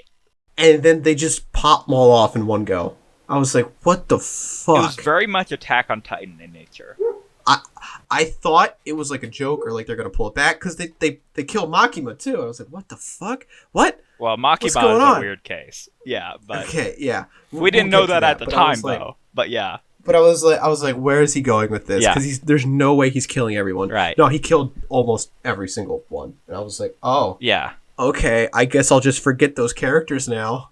Yeah. Yeah, and so, even when I was rereading, I was like, oh, man, I really liked that character. Himeno was cool. Yeah. And so it was, that was the moment, and he definitely did that on purpose to use this character to show you, like, no, this is not going to be a usual type story. Mm-hmm.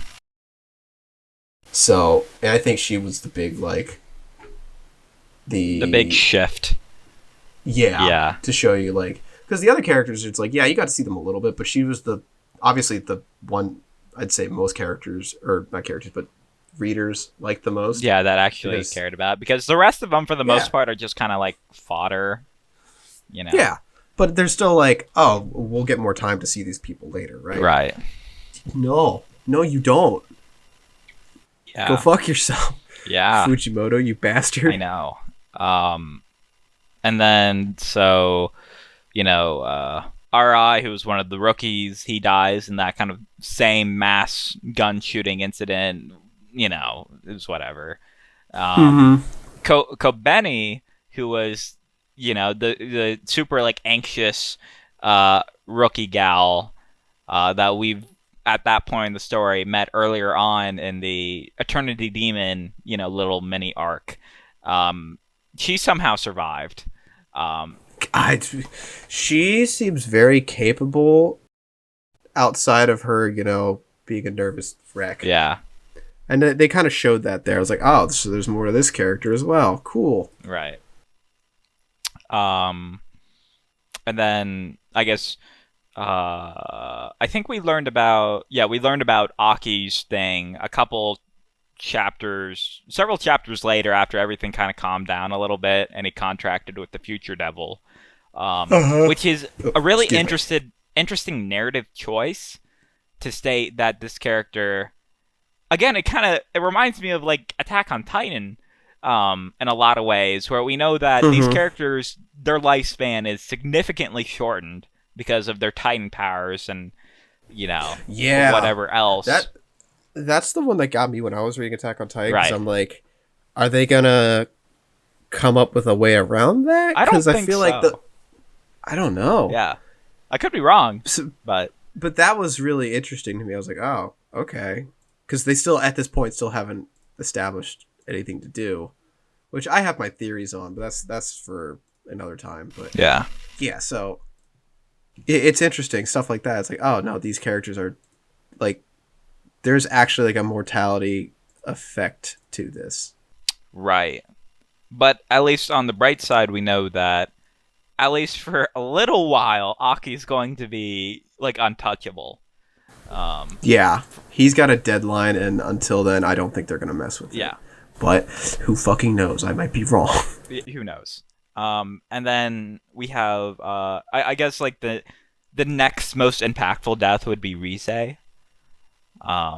Yeah. Because, you know, even though she was fighting against Denji and whatnot, it seemed at the very end she had a turn of heart. Well, she said she was going to run away. Right. And Denji offered it to her as well, saying, hey, if you come to the shop, I'll be waiting there. If you come, I'll run away too. Right? Yeah. And she tried going. Yeah, she tried. To what? Yeah. So that to me means like, yeah, she was contracted with the Gun Devil or of some sort connected to it, right? Yeah. She had her own like free options. Yeah. Because they would have had to run away and hide, but like Reze had options there, and like she made her own choice, and that was interesting to see. That for the first time, not everybody's completely evil. Right. We've very rarely seen in this series so far like actually good people. It's nutty. Yeah. Yeah, Aki is, I guess, kind of like really the closest thing we have to a good person, quote unquote. And even he's kind of an asshole. Yeah. I mean, they're all assholes. That's Power fucking sucks. Power I love Power, but holy shit, Power's awful. Yeah. But I still want to brings stay a lot on of Rise personality for a couple. Okay, couple yeah, more. yeah, yeah. Go ahead. I have a lot of questions about what Rize is. So, Hmm. was Rize was she like Denji? See, that's the thing. I don't know because like it's implied that they're the same kind, but when I went back and reread it, if you looked at Katana Boy, whatever his name was, I don't Yeah. care. Katana Man, he in the second fight when they met, he was like, "So Denji, just tell me, did you feel anything when you killed my grandfather?" And Denji's like, "No, not at all." And he said, "Oh well, even after they did experiments on me or whatever or whatever, he's like, I still felt remorse sometimes, and you're the only one who doesn't have human emotions." Right. Which means that even amongst I guess we had 3 examples of this now Mm-hmm. of a weird devil human hybrid, but not a devil man. Man Devil. Man devil, we'll call it that. Yeah.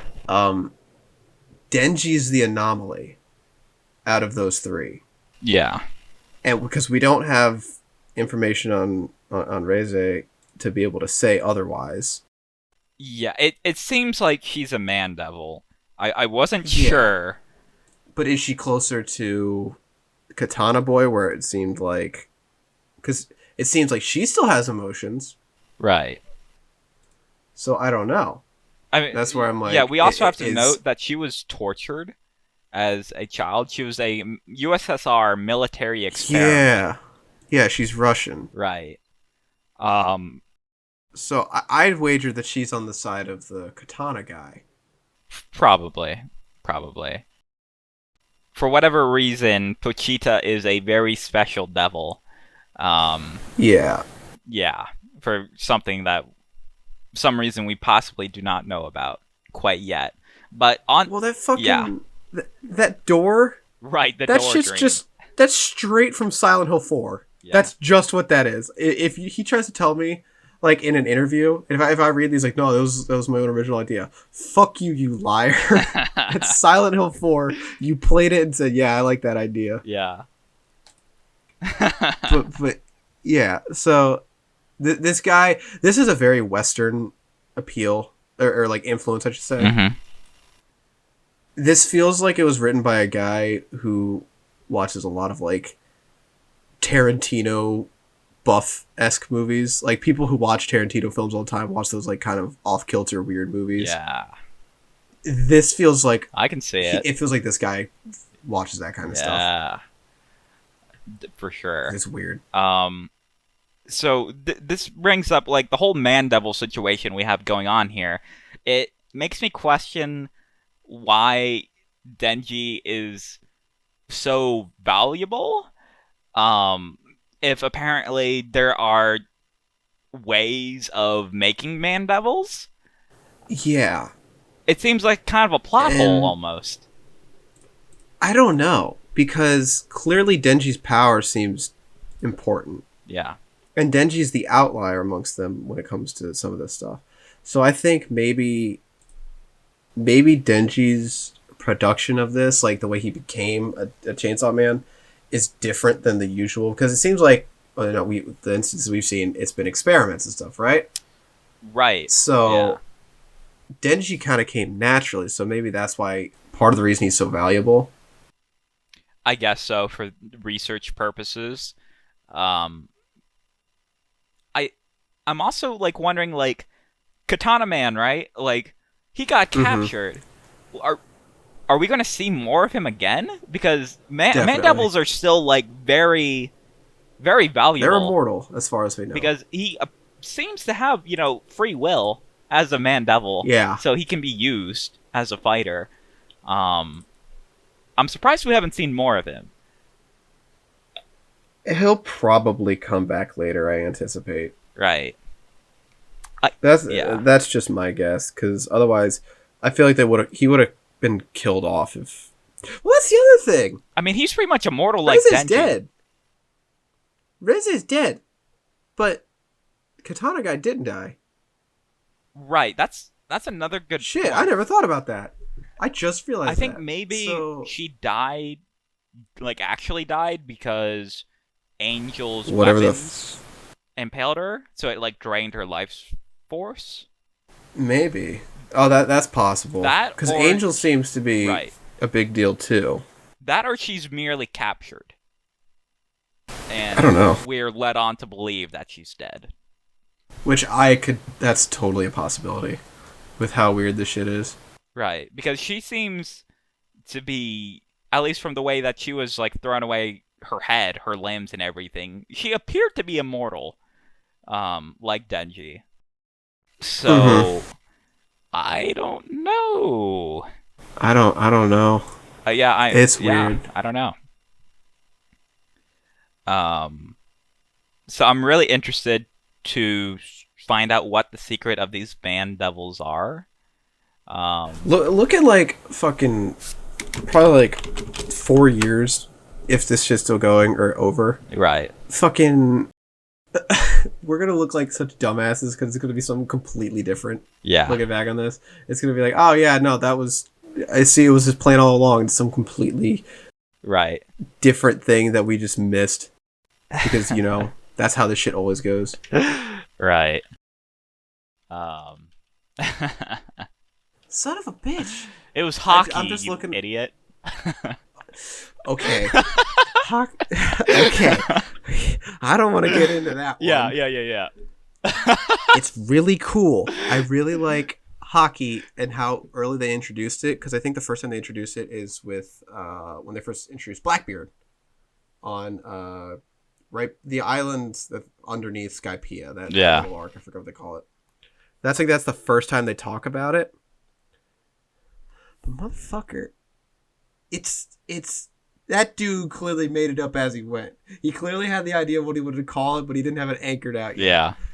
If we get some hockey type shit, I'm gonna be pissed. I don't think because so. there's like 200 chapters between when they talk about it and when they actually explain it. It was just Makima's hockey. Oh, son of a bitch. I mean, yeah, this kind of goes into like the topic of the power system. Right, because it seems like Devil Hunters seem to be like super underpowered compared. Absolutely. Yeah. Weak as shit. Yeah. I mean, outside of assuming Makima is a human Devil Hunter, I'm not sure. Master or Kishibe, whichever you want to call him, he seems to be pretty fucking The strong. drunk dude? Yeah. Yeah, he seems strong, but I don't know where the scale is, you know what I mean? Right. There's no scale right now. I mean, we also see like Kwang Zi, the Chinese. Yeah, beast. I mean, she decapitates like 49 people in moments, with her speed. Yeah. So I don't know. These Devil Hunters, like, the scale just seems so different. And like, even after Denji and Power had their little training arc, they don't seem that much better. yeah, I mean, they're clearly using their head more, which is really their biggest weakness at the point. right. Because Power is a fucking idiot. I mean, they both are, but Yeah, but Power's like especially stupid. yeah, Power's arrogant and stupid. a dangerous Denji's combination. just stupid. Mm-hmm. Yeah, Denji's a little bit more self-aware. Yeah, Yeah. I love Power. She's such a good character. Right. But fuck, dude. Like, Yeah. it's... So, where that power scale is, I don't know. It's kind of odd. I mean, already we've kind of Right seen now. a pretty nutty like ceiling, just in chapter Mhm. 13 with the Gun Devil incident. Yeah, that's the ceiling, and it's like, how the fuck are we going to get to that point ever? I mean, yeah, how we seem so far away with where Denji is right now. Yeah, with any of the characters, even Makima, who's From clearly what the we've strongest seen, yeah, character we've seen so far. yeah, Her powers, which who the fuck knows even what they are? I yeah. don't get it. The scale there is all over the place, and it's nowhere near Gun Devil level. Right. Gun Devil level. Fuck. Yeah.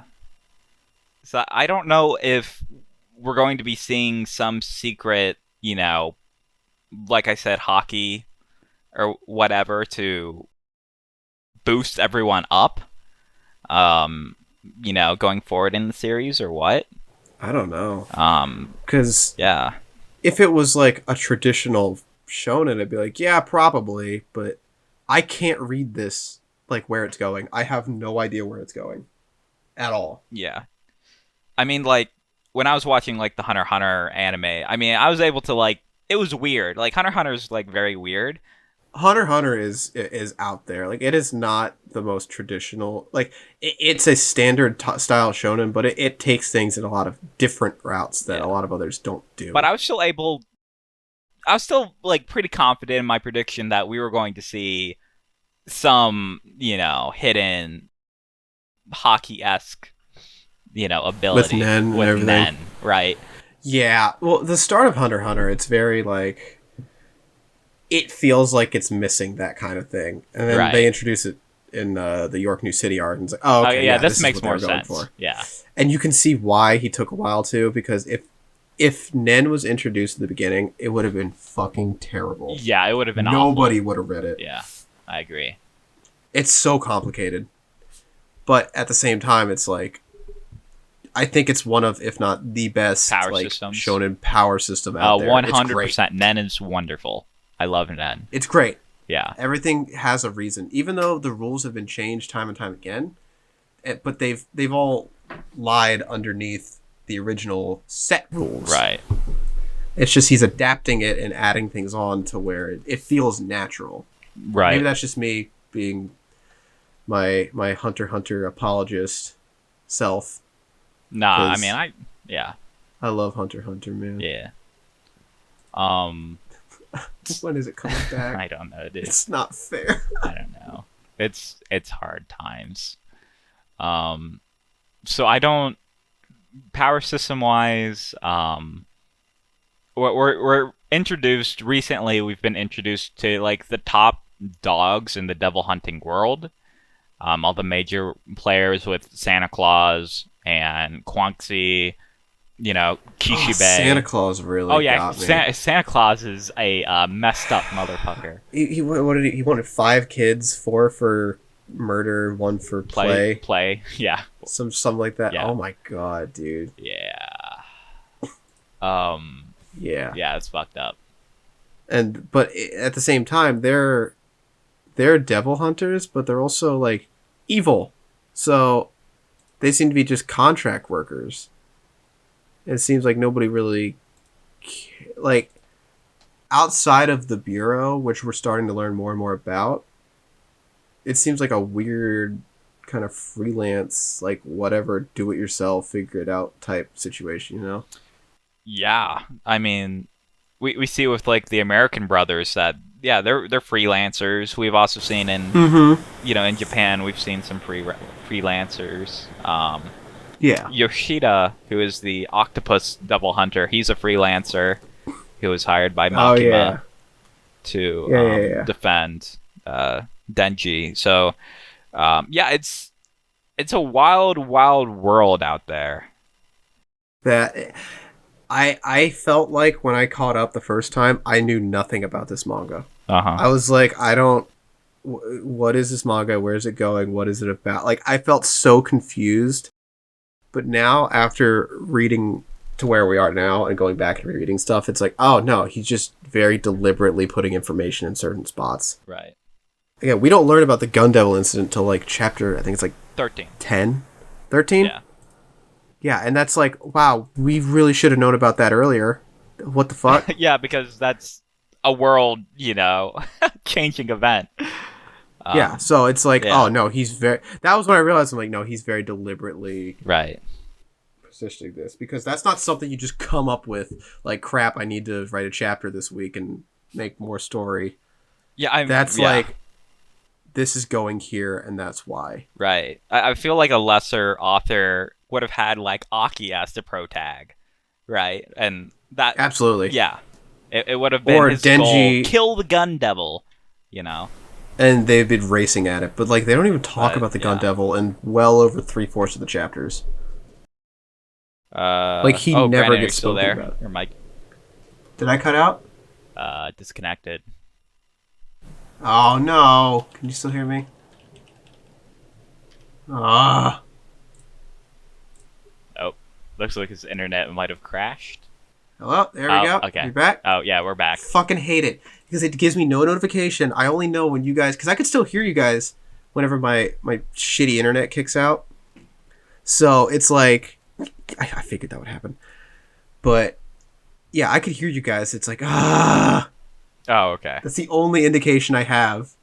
And so you guys go Brandon, and I'm like, oh, come on. Yeah. Hate to see it. That's all right. But But yeah, power system is interesting. It's very, although it's very skewed, I wouldn't call it balanced at all. Like Nen. I can barely even call it like a system because we barely have anything established. Yeah, there's like no besides checks and balance. You know, no rock paper Devils- scissors. devils and humans make contracts, Yeah. and humans pay with body parts. That's about it. Yeah, and it's like One Piece variety with the devils. We don't have like a list, of devils. No, it's pretty much whatever you can think of. Yeah, it's like whatever concept even. Like, And I think that's where he gets some of the fun, like creative stuff out for him. hmm They're just like, oh, I want to do this because he's not limited too much when it comes to those. He can kind of do whatever, so he could just kind of mess around right. with whatever ideas kind of mess. Because if it's like a big thing, yeah, the story has to adhere to it. But if it's just like, battle this is the battle this time, he can kind of mess around and be like, yeah, this is the burger devil. He makes burgers. Yeah, Not that they've done that, but it's like it's just the idea. I could see them doing that. It'd be fucking chapter. awesome. I'd They're love like it. in a McDonald's, and there's the burger devil. I could see Yeah. that. And they rarely ever actually show the devils that these people are contracted with. They just show the power result. Right. It's also interesting how the characters' designs are impacted by the devil they align themselves with. Or in some cases, multiple devils, which Yeah. we're kind of like starting to experiment with. Himeno is like the prime example where she sacrificed her eye, so she wears that giant eye patch. As a Yeah, result, it's cool. Of her. And that's contract. why, like, so many people were baffled in the beginning when Denji had that. When Denji would reveal his powers, because all the other devil men, they have some defining trait that shows, yeah, these are devil people. They're weird. But Denji does not. He has 0, besides his cord sticking out of his chest, but you can't see that if he's wearing a shirt. So it's like, oh. There's a lot in this world that has not been explained. And not that it's like, oh, this is just poorly put together. No, it feels very specifically, we're getting bits and bits at a time.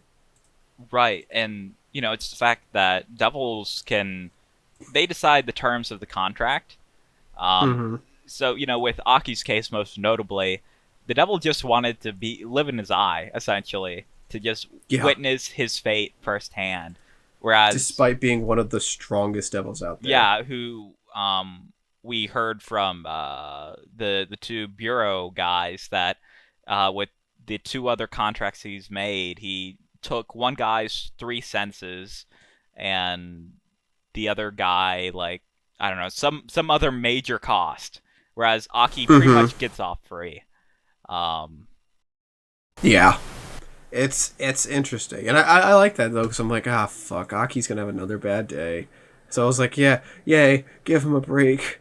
Yeah, he's already lost like all of his natural lifespan at this point. Right. So it, like, the contract, like the cost, is a very interesting thing to consider. Because it clearly, the personality of the devil plays a big part into it. Right. It's like, yeah. Like Future Devil, like you just said, all he wanted was to live in the eye. Not even like eat it, he just wants to live. Yeah. Just live in there.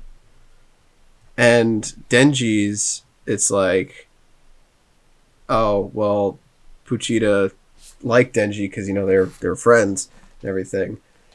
So I guess the only contract at this point, ever since they merged, was like, live your life, Denji. Yeah, Yeah. I will be right Vegeta back. said that he wanted Denji to show him more of his dreams, so he just wanted to live. Yeah, that Yeah, excuse me one moment. Yeah, I'll it's fine. be right back. Yeah, so that was just the major What's up? part of that contract. What's up? I need to get. It's really, really very easy to fulfill.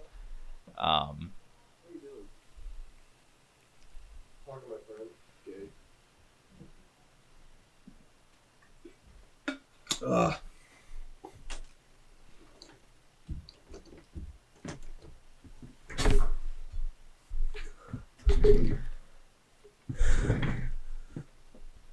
Okay, sorry about that. Yeah, no problem. Someone came in and also just need to get some fucking water. My throat's getting dry. Yeah, me too. Do you want to go ahead and try to wrap this up? I know we haven't Yeah, sure. done like speculation or Covered, whatever, like- but we've been going on for like 2 hours or so. So Yeah. I figure we can come back another time. Yeah. But fucking speculation. I don't know. Makima, at least at this point, I think she's a devil just like Denji. Hmm. But like not like Sword Guy or Reze. Like I think she is a genuine one like him. Because they have not shown anything besides like with her weird assortment of powers, there's no saying that Devilman can't be contracted with devils, or rather, Well- man devils, whatever Denji is. Right? Yeah. Aki said devil men can't contract, but Denji might be a different case. Yeah, because he's technically human. I mean, he has the human personality. Yeah. Yeah. Which, because Devilmen are just devils that are possessing a body. Right. Denji is a human with like a devil's heart, which is weird. So I think Makima's like that because remember the date chapter where they all watched the movies? Right. And both of them cried at the one movie. That was the only one they actually felt anything to. Hmm. So I think she has something similar to that. And seeing her powers with the way they are, it's like they're not showing the actual devil. They're just showing the result of the power very specifically. No one else can see it. So I think that's a result of like her, because she's weird. She's really weird. And I think just off the top of my head that because she wants the Gun Devil dead, Yeah. I think whatever devil she's contracted with is like on par with the Gun Devil. Like Interesting. in like the societal ranking of demons or whatever. Okay. So I think if the Gun Devil's gone, that devil gets to like, be the big man. That makes sense. That's just off the top of my head, kind of like, yeah, that might be where he's going with this. That's a So good who theory. knows? Yeah. But I actually did not consider that little tidbit you brought up about man devils contracting with devils. I did not consider that. I didn't think about that until this morning when I was Right. reading a little bit again. Yeah. And I didn't think about any of this really till then because I was like, oh. Because it always confused me what she is, but she's devoid of emotion. She's bizarre, she's powerful, and nobody can really get a cue on her. Kind of like Denji. Right. But she's educated. Right. And she clearly knows more about Denji's powers and everything than she's letting on or anybody else knows. Yeah, honestly, I feel like we could probably talk a full hour on Makima. Yeah, that's Yeah. at the end of the road when this is all over, I'm going to be very interested to see where and what he did with that. Yeah. So, yeah, Makima's cool. But that's like, and that's where I think most of these like theories about where it's going, I think they all kind of boil down to Makima and what's going on. Right. She seems to be the big key in all of this. Yeah. The only other thing I can think of off the top of my head for like a theory is Puchita is like, because they said devils who die in hell, they come back to the regular world. Yeah. And every time that anything that they can remember from that time in hell was Denji's chainsaw rev. Mm-hmm. It's the same thing. So I think Puchita, being the devil he is, he's probably like he's obviously some very important devil, right? Yeah. So maybe he died in hell somehow, and he was like, he's like Cerberus, because Cerberus is used to punish those in hell, right? He's the guard dog of the underworld. Yeah, and he punishes those who enter and all that. Yeah. So maybe like Puchita was that thing that kept, like, he slaughtered devils down there, and that's why he's so important. Maybe That's a good theory. I like that one, actually. A lot. some sort of like Cerberus type creature. Yeah, Because yeah. who knows? But clearly, because Puchita's a weird one. He's just a dog, Yes. and he's super cool. Yes. And if you saw when they first met, he had like wounds on him. Yeah, that's another big mystery.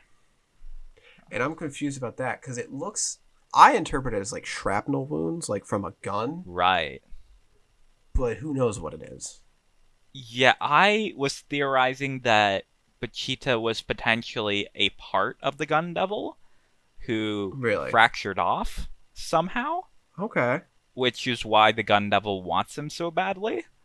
That's interesting, yeah. This theory is really mainly inspired from like the guns from like Gears of War, how they have like that chainsaw bayonet attachment to it. That'd be fucking awesome. If it ends up just like a fucking Gears of War, fuck, what are they called? I could tell you any other time. I can't remember what the guns are called.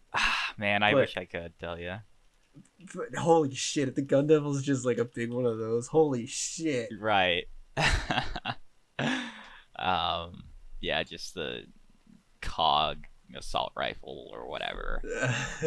Yeah, I mean, Oh, that'd like be the fucking Lancer, cool. I guess. Yeah.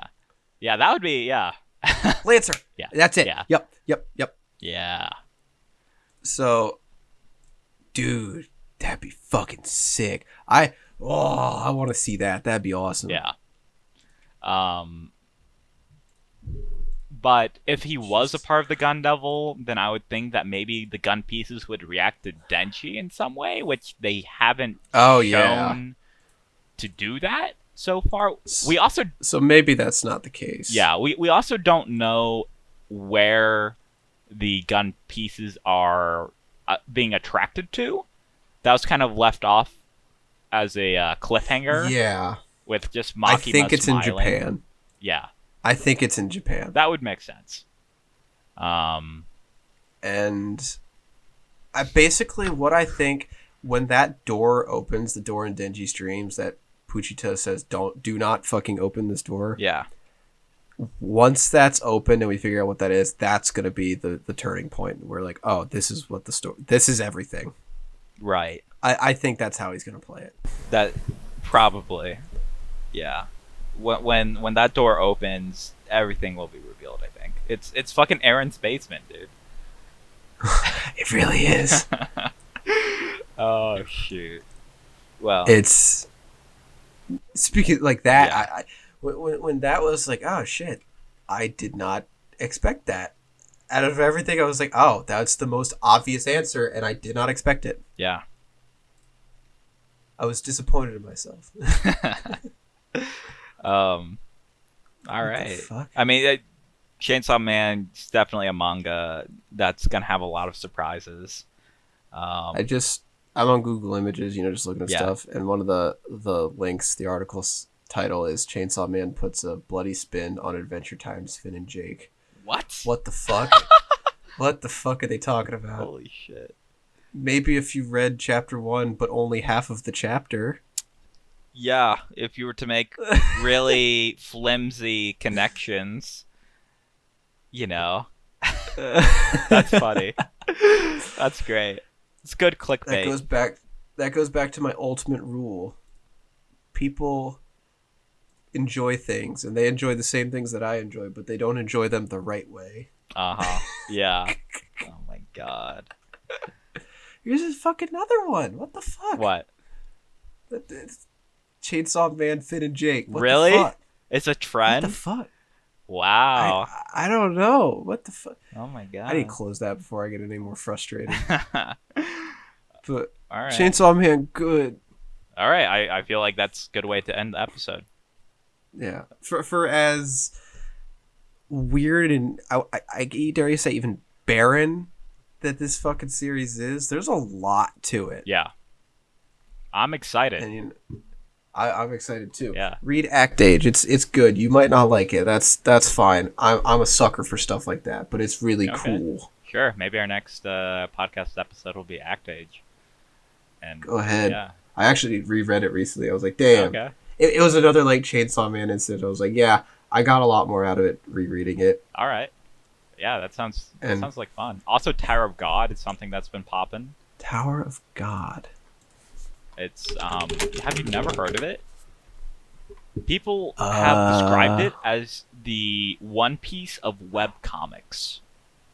I think I've seen this. Yeah. I don't think I definitely haven't read it or anything, but I think I've heard about this. Apparently, it's really good. It's like I'll have to check 400 that out, chapters or something ridiculous. God damn it. Yeah. I'm catching up, like, or I shouldn't say catching up, but like I'm reading through Gintama right now. Like I'm actually gonna finish it. Like fuck. God, there's so much to read. Yeah, there is so much to read. Untapped Gold Mine. Oh my god. I mean, hey dude, if we can make a fucking career out of just talking One Piece.